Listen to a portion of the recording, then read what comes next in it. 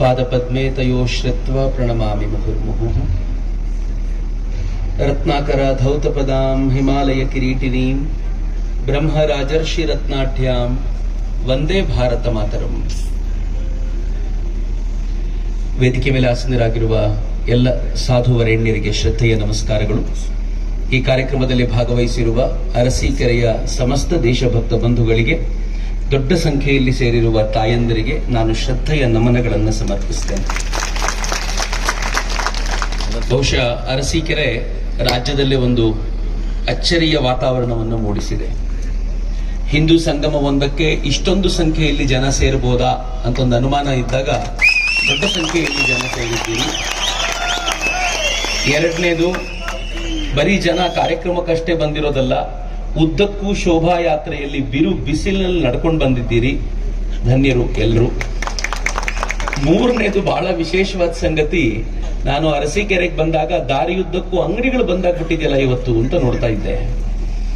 ಯಾತಕ್ಕಿರ್ಬೋದು ಅಂತ ನೋಡಿದ್ರೆ ಒಂದ್ ಕಡೆ ಒಂದು ಅಂಗಡಿ ಮೇಲೆ ಬೋರ್ಡ್ ಹಾಕಿದ್ರು.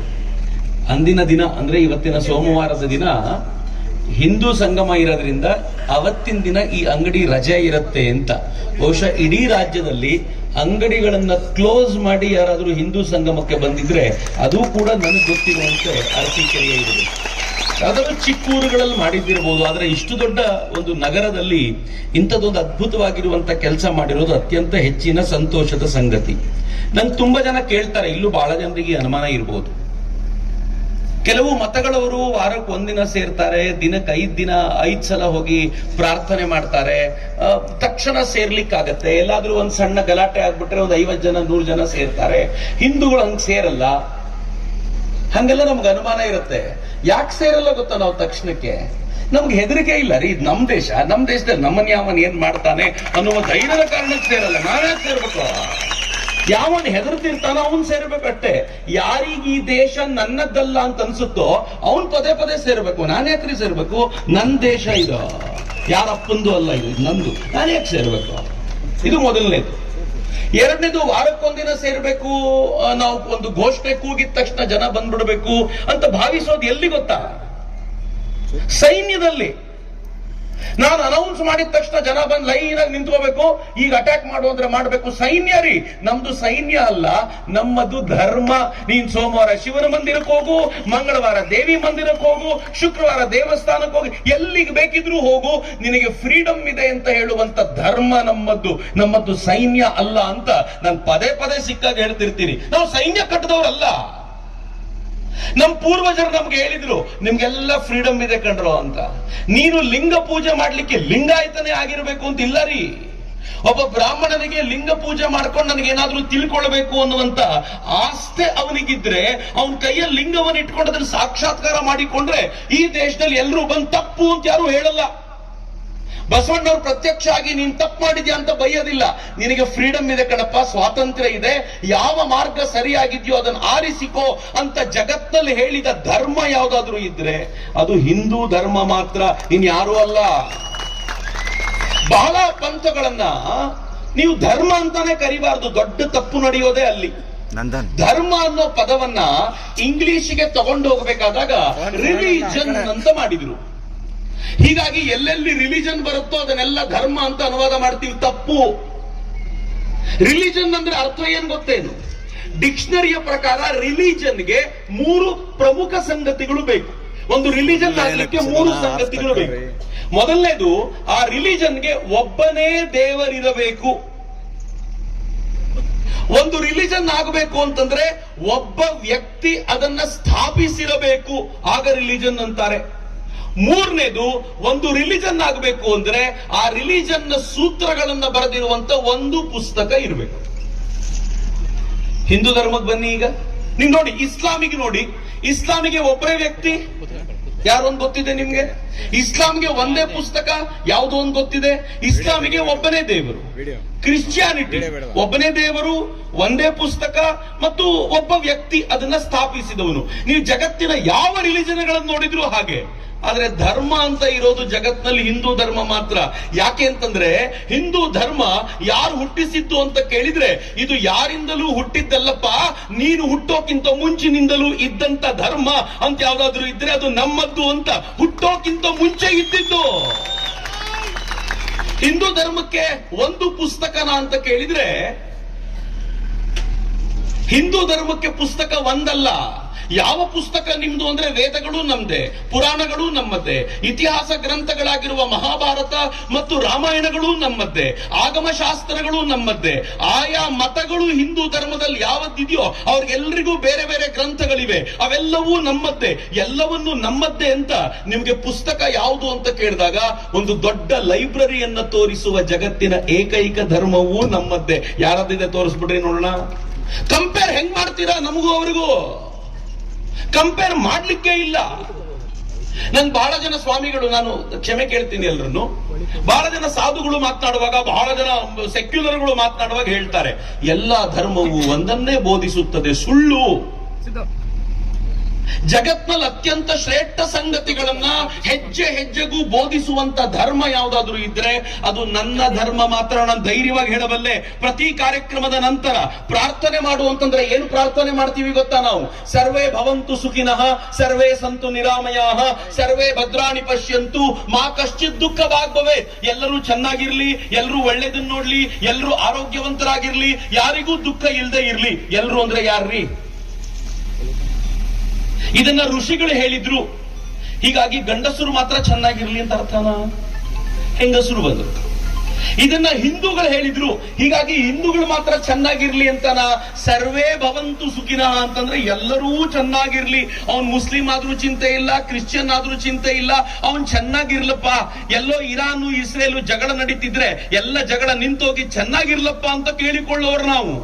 ಮೂರನೇದಿದೆ, ಈ ಮನುಷ್ಯರು ಇದನ್ನ ಹೇಳಿದ್ರಿಂದ ಮನುಷ್ಯರು ಮಾತ್ರನ ಅಂತ ಕೇಳಿದ್ರೆ ಹಿಂದೂ ಧರ್ಮ ಹೇಳುತ್ತೆ ಸರ್ವೇ ಅಂದ್ರೆ ಮನುಷ್ಯ ಮಾತ್ರ ಅಲ್ಲ ಕಣೋ, ಸಕಲ ಜೀವ ಜಂತುಗಳು, ಕ್ರಿಮಿ ಕೀಟಗಳು ಎಲ್ಲವೂ ಚೆನ್ನಾಗಿರ್ಲಿ ಅಂತ ಜಗತ್ನಲ್ಲಿ ಪ್ರಾರ್ಥನೆ ಮಾಡಿಕೊಳ್ಳುವ ಶ್ರೇಷ್ಠ ಧರ್ಮಕ್ಕೆ ಸೇರಿದವನು ನಾನು. ಯಾಕ್ರಿ ತಲೆ ತಗ್ಗಿಸ್ಕೊಂಡು ನಿಂತ್ಕೋಬೇಕು ಯಾರ ಮುಂದೆ ಆದ್ರೂ? ಹಿಂದೂ ಅಂತ ಹೇಳುವಾಗ್ಲೇ ಹೆಮ್ಮೆ ಪಟ್ಕೊಂಡು ನಿಂತ್ಕೋಬೇಕು. ಹಿಂದೂ ಅಂತ ಹೇಳಬೇಕಾದಾಗ ಎದೆ ತಟ್ಟಿ ಹೇಳಬೇಕು. ನಮ್ಮ ಮಕ್ಕಳಿಗೆ ಹೇಳ್ಕೊಡ್ಬೇಕಾಗಿರುವ ಸಂಗತಿ ಅದು. ಮಗು, ನೀನ್ ರಸ್ತೆಯಲ್ಲಿ ನಡ್ಕೊಂಡು ಹೋಗ್ಬೇಕಾದ್ರೆ ನೀನ್ ಎದೆ ಎತ್ತಿ ನಡಿಬೇಕು. ಯಾಕೆ ಅಂತಂದ್ರೆ ದೇವರು ಪುಣ್ಯವಶಾತ್ ನಿನ್ನನ್ನ ಹಿಂದುವಾಗಿ ಹುಟ್ಟಿಸ್ಬಿಟ್ಟ. ಅಕಸ್ಮಾತ್ ಸುಮ್ನೆ ಯೋಚನೆ ಮಾಡಿ, ಬಹಳ ಜನ ಇಲ್ಲಿ ಕೂತಿದ್ದೀರಾ, ಸೆಕ್ಯುಲರ್ಗಳು ಬಹಳ ಜನ ಇರಬಹುದು ಇಲ್ಲಿ, ಅಥವಾ ಸೆಕ್ಯುಲರ್ಗಳೆಲ್ಲ ದೂರ ನಿಂತು ನೋಡ್ತಾ ಇದ್ದಿರಬಹುದು, ನಾನು ಒಳಗೋಗ್ಬಿಟ್ರೆ ಹಿಂದೂ ಆಗ್ಬಿಡ್ತೀನೇನೋ ಅಂತ. ನಿಮ್ಮನ್ನೂ ಕೂಡ ಸೆಕ್ಯುಲರ್ ಅಂತ ಕರೆದುಕೊಳ್ಳುವ ಪ್ರತಿಯೊಬ್ಬ ರಾಜಕಾರಣಿಯನ್ನ, ಪ್ರತಿಯೊಬ್ಬ ಅಧಿಕಾರಿಯನ್ನ, ಪ್ರತಿಯೊಬ್ಬ ಪೊಲೀಸ್ ವರ್ಗದವರನ್ನ, ಪ್ರತಿಯೊಬ್ಬ ಸಂತರನ್ನ ಭಗವಂತ ಏನಾದ್ರೂ ಹುಟ್ಟಿಸಬೇಕಾದ್ರೆ ಭಾರತದಲ್ಲಿ ಹಾಕೋದನ್ನ ಸ್ವಲ್ಪ ಕೈ ಅಲಗಾಟ ಮಾಡಿ ಪಾಕಿಸ್ತಾನದಲ್ಲಿ ಬಿದ್ದಿದ್ರೆ, ಸ್ವಲ್ಪ ಭಗವಂತನ ಕೈ ಸ್ವಲ್ಪ ಜೋರಾಗಿ ಅಲ್ಗಾಡಿ ಅಫ್ಘಾನಿಸ್ತಾನದಲ್ಲಿ ಬಿದ್ದಿದ್ರೆ, ಭಗವಂತ ಸ್ವಲ್ಪ ನೋಡೇ ಬಿಡೋಣ ಇವ್ನು ಸೆಕ್ಯುಲರಿಸಮ್ ಅಂತ ಹೇಳಿ ಇರಾಕ್ನಲ್ಲೋ, ಇರಾನ್ನಲ್ಲೋ, ಸೌದಿ ಅರೇಬಿಯಾದಲ್ಲೋ ಹುಟ್ಟಿಸಿದ್ರೆ ಹೆಂಗಿರ್ತಿತ್ತು ಗೊತ್ತಾ ಬದುಕು? ನಾನು ಬಹಳ ಹೆಮ್ಮೆಯಿಂದ ಹೇಳ್ತಿರ್ತೀನಿ, ಈಗಂತೂ ಬಹಳ ಖುಷಿಯಿಂದ ಹೇಳ್ತೀನಿ. ಜಗತ್ನಲ್ಲಿ ಇವತ್ತು ರಂಜಾನ್ನ ಟೈಮ್ ಇದು. ಯಾರಾದ್ರೂ ಮುಸಲ್ಮಾನರಿದ್ರೆ ಬಹಳ ಪ್ರೀತಿಯಿಂದ ನೀವು ಬಂದು ಕೂತಿದ್ರೆ ಬಹಳ ಹೆಮ್ಮೆ ಪಡಿ ನೀವು ಭಾರತದಲ್ಲಿದ್ದೀರಾ ಅಂತ. ಯಾಕೆ ಅಂತಂದ್ರೆ ರಂಜಾನ್ ಇವತ್ತು ಸೌದಿ ಅರೇಬಿಯಾದಲ್ಲಿ ನೆಮ್ಮದಿಯಿಂದ ನಡೀತಾ ಇಲ್ಲ. ರಂಜಾನ್ ಇವತ್ತು ಯುನೈಟೆಡ್ ಅರಬ್ ಎಮಿರೇಟ್ಸ್ ಅಲ್ಲಿ ನೆಮ್ಮದಿಯಿಂದ ನಡೀತಾ ಇಲ್ಲ. ರಂಜಾನ್ ಇವತ್ತು ಕತಾರ್ನಲ್ಲಿ, ಕುವೈತ್ ನಲ್ಲಿ, ಒಮನ್ ನಲ್ಲಿ, ರಂಜಾನ್ ಇವತ್ತು ಪಾಕಿಸ್ತಾನದಲ್ಲಿ, ಬಾಂಗ್ಲಾದೇಶದಲ್ಲಿ ಎಲ್ಲೂ ನೆಮ್ಮದಿಯಿಂದ ನಡೀತಾ ಇಲ್ಲ. ರಂಜಾನ್ ನೆಮ್ಮದಿಯಿಂದ ನಡೀತಾ ಇರುವಂತ ಏಕೈಕ ರಾಷ್ಟ್ರ ಇದ್ರೆ ಅದು ಭಾರತ ಮಾತ್ರ. ಯಾಕೆ ಗೊತ್ತಾ? ಭಾರತದಲ್ಲಿ ಬಹುಸಂಖ್ಯಾತರು ಹಿಂದೂಗಳು ಅಂತ. ಅಕಸ್ಮಾತ್ ಇಲ್ಲೂ ಏನಾದ್ರೂ ಮುಸಲ್ಮಾನರೇ ಜಾಸ್ತಿ ಇದ್ದಿದ್ರೆ ಇವತ್ತು ಇದು ಕೂಡ ಯುದ್ಧಗ್ರಸ್ತ ದೇಶವಾಗಿರ್ತಿತ್ತು, ನೆಮ್ಮದಿಯಿಂದಿರುವಂತ ದೇಶವಾಗಿರ್ತಿರ್ಲಿಲ್ಲ. ಹಿಂದೂಗಳ ಕಾರಣಕ್ಕಾಗಿರುವಂತದ್ರಿ ಇದು.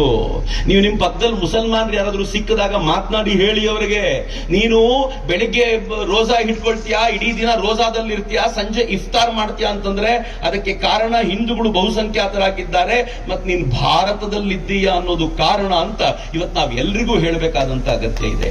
ಈ ಸಂಸ್ಕೃತಿ ಬೆಳಕೊಂಡು ಬಂದಿದ್ದೆ ಹಾಗೆ. ಹಿಂದೂ ಸಂಸ್ಕೃತಿ ಇಲ್ಲದೆ ಹೋಗಿದ್ದ ಜಾಗ ಇತ್ತ ಅಂತ ಕೇಳಿದ್ರೆ ನನಗಂತೂ ಅನುಮಾನ ಇದೆ. ಪುರಾವೆಗಳು ಕೆಲವು ಕಡೆ ಸಿಗಬೇಕಾಗಿದೆ, ಕೆಲವು ಕಡೆ ಸಿಕ್ಕಿವೆ. ಉದಾಹರಣೆಗೆ ಪಾಕಿಸ್ತಾನದಲ್ಲಿ ಹಿಂದೂ ಸಂಸ್ಕೃತಿ ಇತ್ತ ಅಂತ ನೀವು ಕೇಳಿದ್ರೆ ಬಹಳ ಜನ ಹೌದು ಅಂತೀವಿ. ಯಾಕಂದ್ರೆ ನಮ್ಗೆ ಗೊತ್ತಿದೆ 1947 ಡಿವೈಡ್ ಆಗಿರೋದು ಪಾಕಿಸ್ತಾನ ಅಂತ. ಇನ್ನೊಂದು 500 ವರ್ಷ ಕಳೆದರೆ ಪಾಕಿಸ್ತಾನದಲ್ಲಿ ಹಿಂದೂ ಸಂಸ್ಕೃತಿ ಇತ್ತ ಅಂತ ಕೇಳಿದ್ರೆ 500 ವರ್ಷದ ನಂತರ ಹಿಂದೂ ಮಕ್ಕಳೇ ಹೇಳ್ತಾರೆ, ಇಲ್ಲ ಸರ್, ಪಾಕಿಸ್ತಾನ ಮುಸಲ್ಮಾನ್ ರಾಷ್ಟ್ರವೇ ಹುಟ್ಟದಾಗಿಂದ ಇಲ್ಲ ರೀ, ಅದು ಹಿಂದೂ ರಾಷ್ಟ್ರವೇ ಆಗಿತ್ತು, ಕಾಲಕ್ರಮದಲ್ಲಿ ಒಡೆದೋಯ್ತು. ಲಾಹೋರ್ ಅಂತ ನಗರ ಏನಿದೆಯೋ ಅದರ ಹೆಸರು ಲಾಹೋರ್ ಅಲ್ಲ, ಲವಪುರ ಅಂತ ಹೆಸರು. ಲವನ್ ಆಳ್ತಾ ಇದ್ದಂತ ನಗರವಾಗಿದ್ರಿಂದ ಅದು ಆನಂತರದ ದಿನಗಳಲ್ಲಿ ಲಾಹೋರ್ ಅಂತ ಕರೆಸ್ಕೊಳ್ಳಲ್ಪಡ್ತು. ಇದೇ ಪಾಕಿಸ್ತಾನದಲ್ಲಿ ಮುಲ್ತಾನ್ ಅಂತ ಒಂದು ಜಾಗ ಇದೆ. ಈ ಮುಲ್ತಾನ್ನ ಹೆಸರು ಏನ್ ಗೊತ್ತಾ? ಮೂಲ ಸ್ಥಾನ ಅಂತ ಹೆಸರು. ಸೂರ್ಯನ ಮಂದಿರ ಇದ್ದಂತ, ದೇವಾಲಯ ಇದ್ದಂತ ಅದ್ಭುತವಾಗಿರುವಂತ ಜಾಗ ಅದು. 100% ಹಿಂದೂ ಸಂಸ್ಕೃತಿ ಇದ್ದ ಜಾಗ ಪಾಕಿಸ್ತಾನ. ಪಾಕಿಸ್ತಾನಕ್ಕಿಂತ ಆಚೆ ಒಂದು ರಾಷ್ಟ್ರ ಇದೆ, ಅಫ್ಘಾನಿಸ್ತಾನ ಅಂತ ಕರೀತಾರೆ. ಅಲ್ಲಿ ಹಿಂದೂ ಸಂಸ್ಕೃತಿ ಇತ್ತ ಅಂತ ಇವತ್ತು ನೀವು ನೋಡಿದ್ರೆ ಏನು ಕಾಣದೇ ಇರಬಹುದು. ಅಫ್ಘಾನಿಸ್ತಾನಕ್ಕೆ ನಮ್ಮ ಮಹಾಭಾರತದ ಕಾಲದಲ್ಲಿ ಏನಂತ ಕರೀತಿದ್ರು ಗೊತ್ತಾ? ಗಾಂಧಾರ ದೇಶ ಅಂತ ಕರೀತಾ ಇದ್ರು. ಹಸ್ತಿನಾಪುರದಲ್ಲಿದ್ದ ಧೃತರಾಷ್ಟ್ರನಿಗೆ ಗಾಂಧಾರಿಯನ್ನ ಕರ್ಕೊಂಡು ಬಂದಿದ್ದು ಅದೇ ಗಾಂಧಾರ ದೇಶದಿಂದ. ಇವತ್ತು ಅಫ್ಘಾನಿಸ್ತಾನ ಅದು. ಸ್ವಲ್ಪ ಅಫ್ಘಾನಿಸ್ತಾನದ ಆಚೆ ಹೋಗಿ ಯಾವುದನ್ನು ಪರ್ಷಿಯಾ ಅಂತ ಕರಿತೀವೋ, ಇವತ್ತು ಇರಾನ್ ಅಂತ ಕರೀತಾರೋ, ಯಾವುದು ಯುದ್ಧಗ್ರಸ್ತವಾಗಿದೆಯೋ ಆ ಇರಾನ್ನ ಹೆಸರಿನ ಅರ್ಥ ಏನ್ ಗೊತ್ತಾ ಮಿತ್ರ? ಬಹಳ ಜನರಿಗೆ ಗೊತ್ತಿಲ್ಲ. ಆಯರಿಯನ್ ಅನ್ನೋದನ್ನ ಇರಾನ್ ಅಂತ ಕರೆದ್ರು. ಆಯರಿಯನ್ ಅಂತಂದ್ರೆ ಯಾವ್ದು ಕೇಳಿದ್ವಿ ಗೊತ್ತಾ? ಆರ್ಯ ಜನಾಂಗದವರು ಎಲ್ಲಿದ್ರೋ ಅದನ್ನ ಆರ್ಯನ್ ಅಂತ ಕರೆದ್ರು, ಅದು ಇರಾನ್ ಅಂತ ಆಯ್ತು. ಆರ್ಯ ಜನಾಂಗ ಅಂದ್ರೆ ಯಾವುದು? 100% ಭಾರತೀಯ ಜನಾಂಗ, ಹಿಂದೂ ಜನಾಂಗ ಅಂತ ಇಡೀ ಜಗತ್ತಿಗೆ ಗೊತ್ತಿದೆ. ನಮ್ದೇ ಜನಾಂಗದ ಭಾಗ ಅದು. ಅಲ್ಲಿ ಆಚರಣೆ ಮಾಡ್ತಾ ಇದ್ದ, ಇವತ್ತು ಇಸ್ಲಾಂ ಇದೆ, ಶಿಯಾ ಮುಸ್ಲಿಮರಲ್ಲಿದ್ದಾರೆ, ಆದ್ರೆ ಅಲ್ಲಿ ಆಚರಣೆ ಮಾಡ್ತಾ ಇದ್ದ ಸಂಪ್ರದಾಯ ಯಾವುದು ಗೊತ್ತಾ? ಜರತೂಷ್ಟ್ರ ಸಂಪ್ರದಾಯ.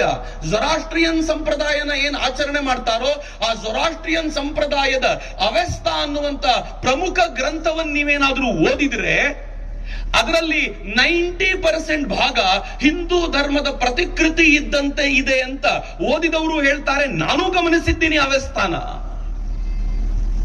ಝೆಂದ್ ಅವೆಸ್ತಾ ಇರಾನ್ ನಮ್ದಾಗಿತ್ತು. ನಮ್ಮ ಪ್ರಭಾವ ಇರಾಕಿನ ಮೇಲಿತ್ತು, ಮೆಸೊಪೊಟಮಿಯಾದ ಮೇಲೆ. ನಮ್ಮ ಪ್ರಭಾವ ಚೀನಾದಲ್ಲಿತ್ತು. ನಮ್ಮ ಪ್ರಭಾವ ನೀವು ಈ ಕಡೆಗೆ ನೋಡಿದ್ರೆ ಇಂಡೋನೇಷಿಯಾ, ಮಲೇಷಿಯಾ, ಜಾವಾ, ಬಾಲಿ, ಸುಮಾತ್ರ, ಯಾವ ದ್ವೀಪಗಳಲ್ಲಿ ನೋಡಿದ್ರು ಹಿಂದುತ್ವದ ಪ್ರಭಾವ ಇತ್ತು.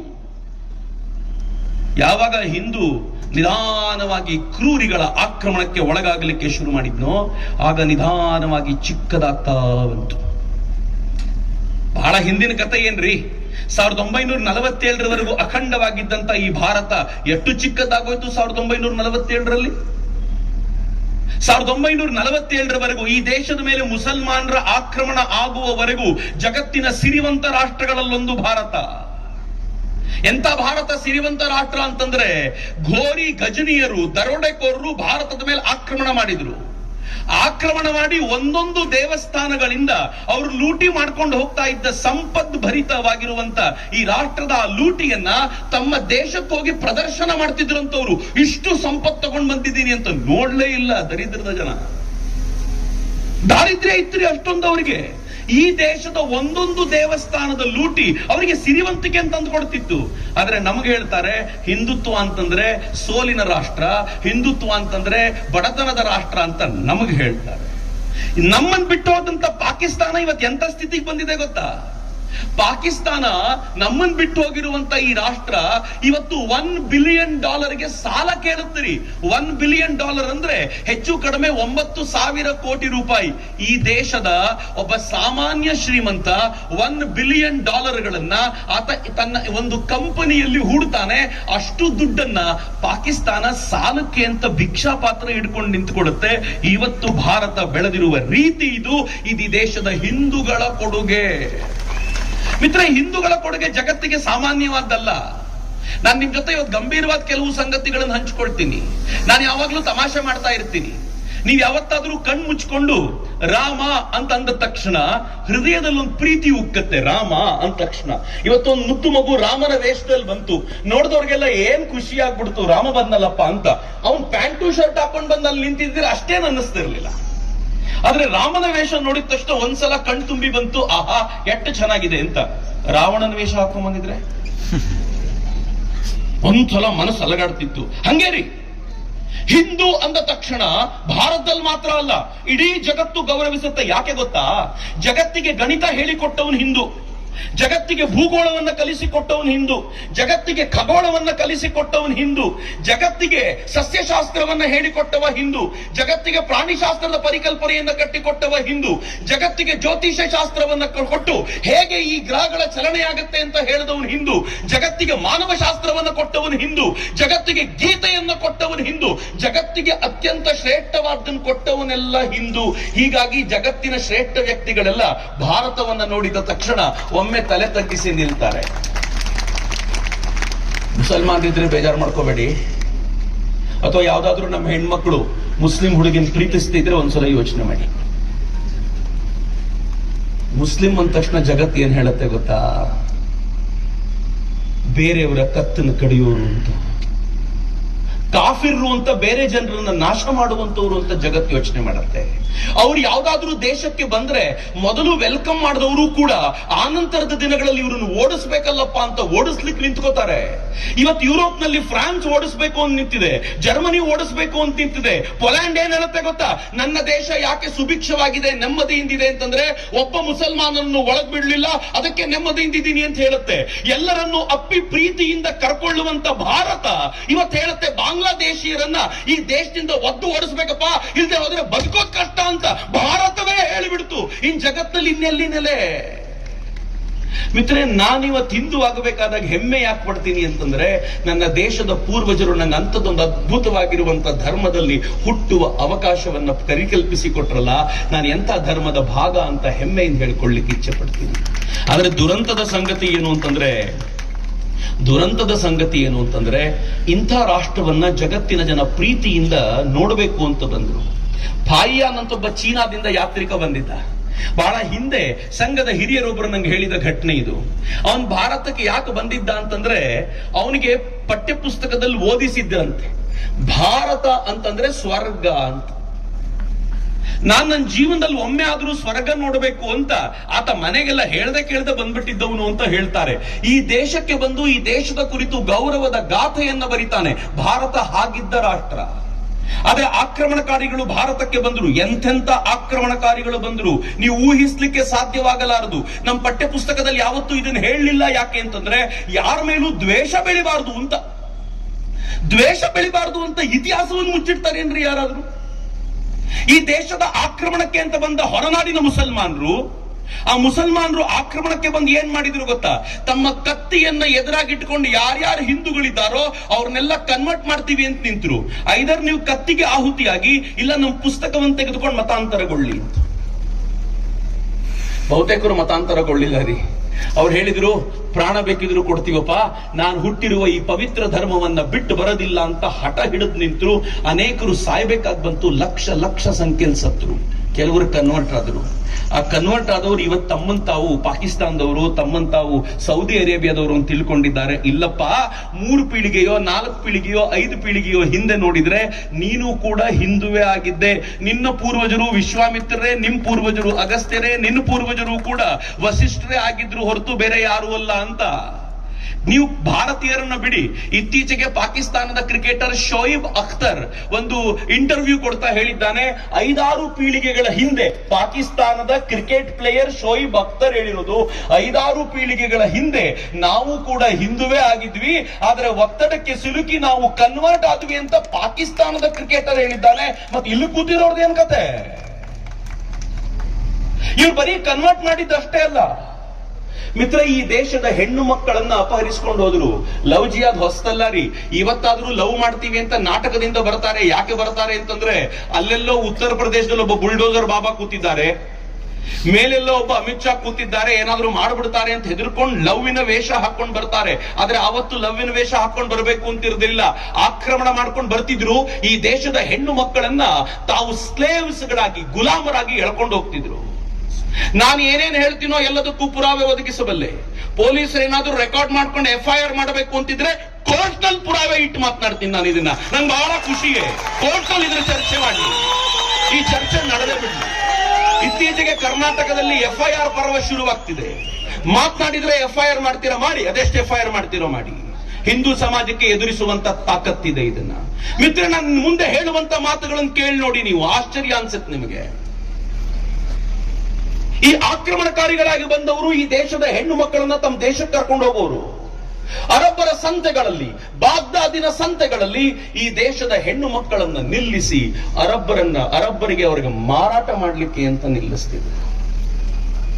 ಮೊದಲು ಹೊಸದಾಗಿ ಹೋದಾಗ ಸುಂದರಿ ಭಾರತೀಯರನ್ನ ಕಂಡು ಅವ್ರು ಹೆಚ್ಚು ದುಡ್ಡು ಕೊಟ್ಟು ಕೊಂಡುಕೊಳ್ತಿದ್ರು. ಸಂಖ್ಯೆ ಜಾಸ್ತಿ ಆದಾಗ ಅವರಿಗೂ ಸಾಕು ಅನ್ನಿಸ್ತು, ಬೇಡ ಅನ್ನಿಸ್ತು. ಏನ್ ಮಾಡ್ತಿದ್ರು ಗೊತ್ತಾ? ಆಮೇಲೆ ನನಗೆ ಮೊದಲನೇ ಬಾರಿಗೆ ಇದನ್ನು ಓದಿದಾಗ ಎಷ್ಟು ದುಃಖ ತಪ್ತನಾಗಿದ್ದೆ ಅಂತಂದ್ರೆ, ಅವ್ರು ಹೇಳ್ತಾರೆ, ಆ ಹೆಣ್ಣು ಮಕ್ಕಳನ್ನ ನಗ್ನವಾಗಿ ನಿಲ್ಲಿಸಿ ಕೊಂಡುಕೊಳ್ಳಿಕ್ಕೆ ಬರಬೇಕಾದವನು ಅವರ ಮರ್ಮಾಂಗಗಳನ್ನ ಮುಟ್ಟಿ 2 ದಿರ್ಹಮಗಳಿಗೂ ಕೂಡ ಭಾರತೀಯ ಹೆಣ್ಣು ಮಕ್ಕಳನ್ನ ಕರ್ಕೊಂಡು ಹೋಗಿದ್ದಾರೆ ಅನ್ನುವಂತ ಸುದ್ದಿಯನ್ನ ಕೇಳುವಾಗ ಎಂಥವನ್ನ ಎದೆ ಬೆಚ್ಚಗಾಗೋದಿಲ್ಲ ಹೇಳಿ ಮಿತ್ರ. ಇವರು ಆಕ್ರಮಣಕಾರಿಗಳು, ಇವರು ಕ್ರೂರಿಗಳು. ಈ ದೇಶಕ್ಕೆ ಆಕ್ರಮಣಕಾರಿಯಾಗಿ ಬಂದ ತೈಮೂರ್ ಲಂಗ್, ನಾನು ಹೇಳಿರುವ ಪ್ರತಿಯೊಂದು ಮಾತನ್ನು ಕೂಡ ಮನೆಗೆ ಹೋಗಿ ವಾಪಸ್ ಹುಡುಕಿ. ತೈಮೂರ್ ಲಂಗ್ ಅವನು ಭಾರತಕ್ಕೆ ಆಕ್ರಮಣಕಾರಿಯಾಗಿ ಬಂದಾಗ 1 ಲಕ್ಷ ಹಿಂದೂಗಳನ್ನ ಸೆರೆಯಾಳಾಗಿ ತಾನು ಬಂದ ಉದ್ದಕ್ಕೂ ಕರ್ಕೊಂಡು ದೆಹಲಿಗೆ ಬರ್ತಾನೆ.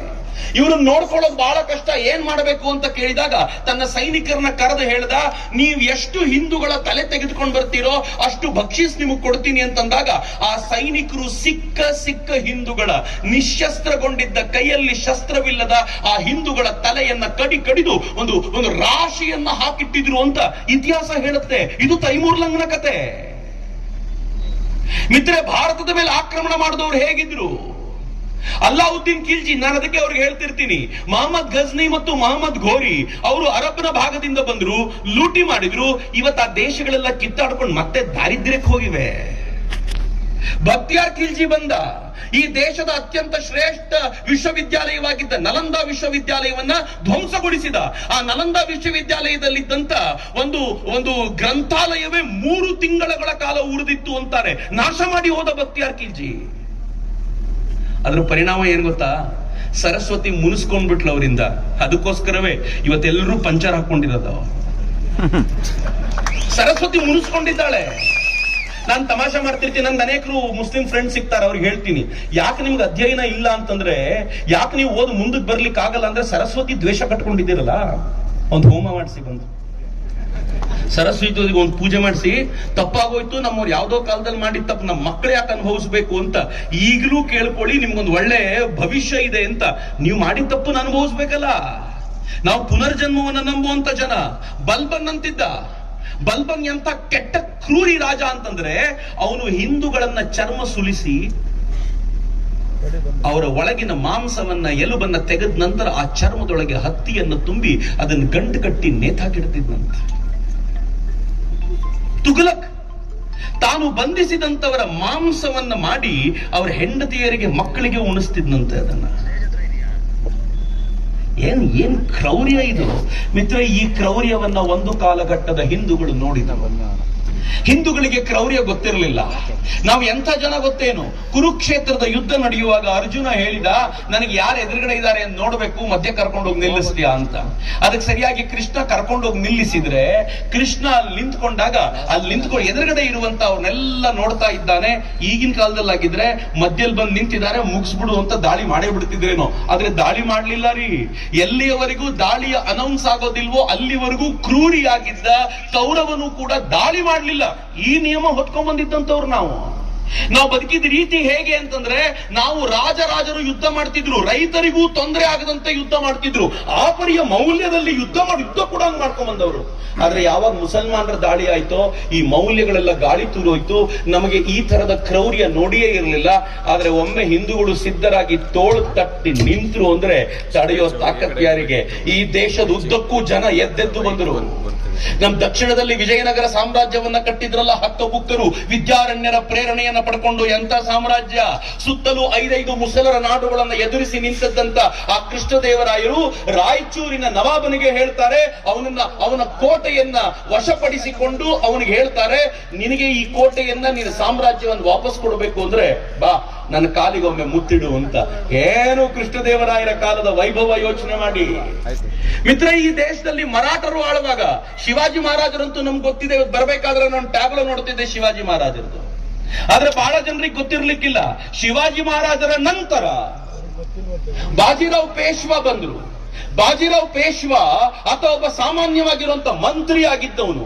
ಯಾವ ತರದ ಹೋರಾಟ ಅಂತಂದ್ರೆ 42 ಯುದ್ಧಗಳನ್ನ ಮುಸಲರ ವಿರುದ್ಧ ಮಾಡಿದ. 42 ಒಂದರಲ್ಲೂ ಸೋಲಲಿಲ್ಲ. ಅದು ಬಾಜಿರಾವ್ ಪೇಶ್ವೆಯ ತಾಕತ್ತು. ಇದು ಮರಾಠರ ಹೋರಾಟ.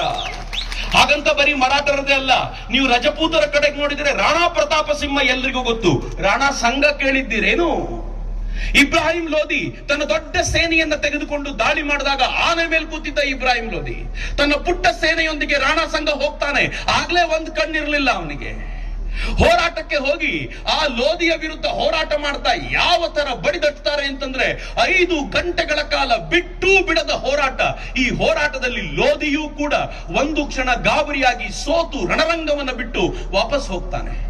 ಅಷ್ಟೊತ್ತಿಗೆ ರಾಣಾ ಸಂಗನ ಒಂದು ಕೈ ಒಂದು ಕಾಲು ಕೂಡ ಕಟ್ಟಾಗ್ಬಿಟ್ಟಿತ್ತಂತೆ. ಮೊದಲೇ ಒಂದು ಕಣ್ಣಿರ್ಲಿಲ್ಲ, ಈಗ ಒಂದು ಕೈ ಇಲ್ಲ, ಒಂದು ಕಾಲಿಲ್ಲ. ರಾಣಾ ಸಂಘ ಮೇವಾಡಕ್ಕೆ ವಾಪಸ್ ಬಂದ. ಸಿಂಹಾಸನ ಹತ್ತಬೇಕಿತ್ತು, ಸಿಂಹಾಸನ ಹತ್ತಲಿಲ್ಲ. ಪಕ್ಕಕ್ಕೆ ಹೋಗಿ ಅವನು ಎಲ್ಲ ಸಾಮಾನ್ಯ ಜನರ ನಡುವೆ ತಾನು ಸಾಮಾನ್ಯನಾಗಿ ಕೂತಂತ. ಎಲ್ರಿಗೂ ಗಾಬರಿ ಆಯ್ತು. ರಾಜ ಯಾಕೆ ಇಲ್ಲಿ ಕೂತ್ಬಿಟ್ಟಿದ್ದಾರೆ ಅಂದಾಗ ರಾಣಾ ಸಂಘ ಹೇಳಿದ್ದಂತೆ, ಅಂಗ ಊನಗೊಂಡಿರುವಂತ ಮೂರ್ತಿಗಳಿಗೆ ಪೂಜೆ ಮಾಡುವಂತಿಲ್ಲ, ನಾನು ಹೆಂಗ್ ಸಿಂಹಾಸನ ಏರಿ ಕೂತ್ಕೊಳ್ಳಿ. ಏನ್ ದೊಡ್ಡತನ ರೀ ರಾಣಾ ಸಂಗನದ್ದು. ರಜಪೂತರ ಸೇನಾ ನಾಯಕರು ಬಂದು ರಾಣಾ ಸಂಗನ ಒಂದು ಕೈ ಇದ್ದಿದ್ದೇ ಒಂದ್ ಕೈ ಅದನ್ನ ಹಿಡ್ಕೊಂಡು ಕರ್ಕೊಂಡು ಹೋಗಿ, ನೀನು ಅಂಗ ಊನ ಆಗಿರ್ಬೋದು, ಆದ್ರೆ ರಜಪೂತರ ಅಂಗ ಊನವಾಗೋದನ್ನ ತಪ್ಪಿಸಿದೆಯಲ್ಲ, ಅದಕ್ಕೆ ನಿನಗೇ ಸಿಂಹಾಸನ ಬಾ ಅಂತ ಕರ್ಕೊಂಡು ಕೂರಿಸಿದ್ರಲ್ಲ. ಇದು ಹಿಂದೂ ಸೈನ್ಯದ ಪಡೆ. ಹಿಂದೂ ಹೋರಾಟ ಹಿಂಗಿತ್ತು.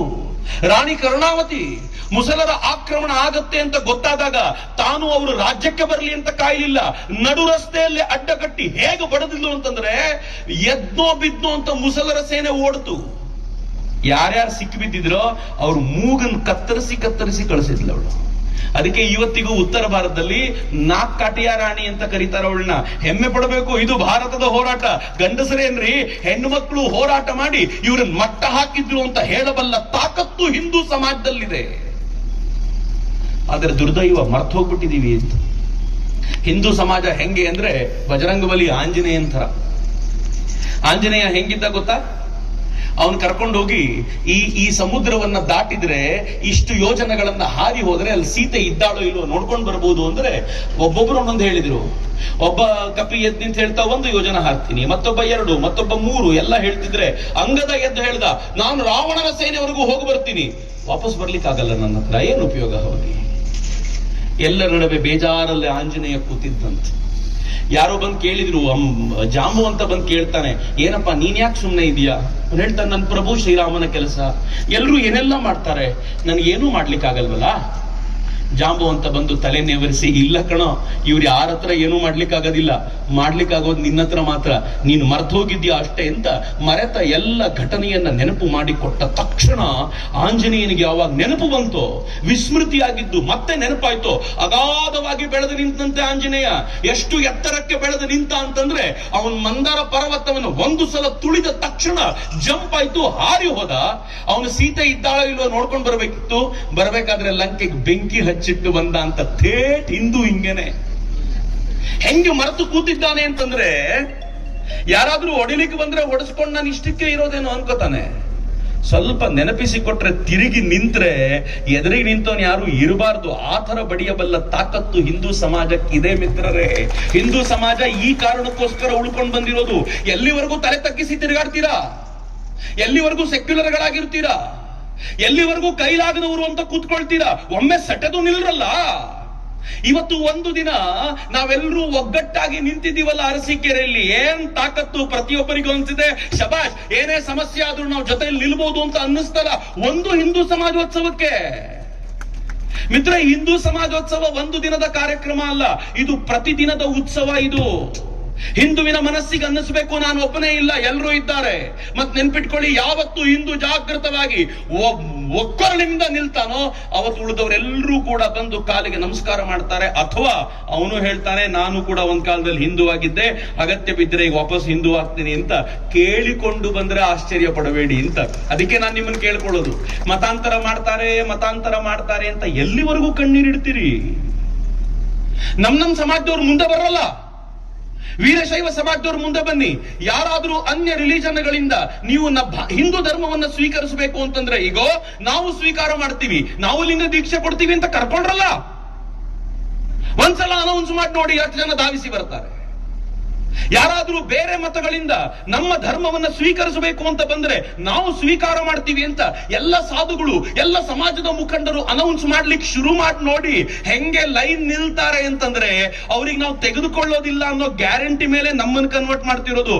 ಒಮ್ಮೆ ಉಲ್ಟಾ ತಗೊಳ್ತೀವಿ, ಯಾವ ಮತಕ್ಕೆ ಬೇಕಿದ್ರು ನೀನ್ ಬರ್ಬೋದಪ್ಪ, ಯಾವ ಜಾತಿಗೆ ಬೇಕಿದ್ರು ಬರ್ಬಹುದು ಬಾ ಅಂತ ಕರೆದ್ ನೋಡಿ. ಇಡೀ ಸಮಾಜ ಯಾವಾಗ ಜಾಗೃತವಾಗಿ ನಿಲ್ಲುತ್ತೋ ಆಗ ಎಲ್ಲ ಪ್ರಾಬ್ಲಮ್ಗಳು ಸಾಲ್ವ್ ಆಗುತ್ತೆ. ಸ್ವಲ್ಪ ಮನಸ್ಸನ್ನು ವಿಶಾಲ ಮಾಡ್ರಿ. ಎಲ್ಲಿವರೆಗೂ ಜಾತಿ ಅಂತ ಬಡದಾಡ್ತಿರೋದು ನಾವು? ಎಲ್ಲಿವರೆಗೂ ನಮ್ ಜಾತಿಯ ಹೆಸರಲ್ಲಿ ಕಿತ್ತಾಡ್ತಿರ್ತೀವೋ ನಮ್ಮನ್ನ ಮಟ್ಟ ಹಾಕ್ಲಿಕ್ಕೆ ಅಂತ ಅವ್ರು ಕಾಯ್ಕೊಂಡಿರ್ತಾರೆ. ಒಮ್ಮೆ ಜಾತಿಯನ್ನ ಮೀರಿ ನಿಂತ್ಕೊಂಡು ನೋಡಿ ಏನ್ ಅದ್ಭುತ ನಡೆಯುತ್ತೆ. ನಮ್ಮ ಮಗಳು ಮುಸ್ಲಿಂ ಹುಡುಗನ ಜೊತೆ ಓಡೋಗ್ಬಿಟ್ರೆ 2 ದಿನ ಕಣ್ಣೀರು ಸುರು ಸುಮ್ಮನಾಗ್ಬಿಡ್ತಾರೆ. ಅವನೇನಾದ್ರೂ ಬೇರೆ ಜಾತಿಯ ಹಿಂದೂ ಹುಡುಗನ್ ಮದುವೆ ಆಗ್ಬಿಟ್ರೆ ತಂದೆ ತಾಯಿಗಳು ಗೋಳು ಹೇಳುತ್ತೀರದಪ್ಪ.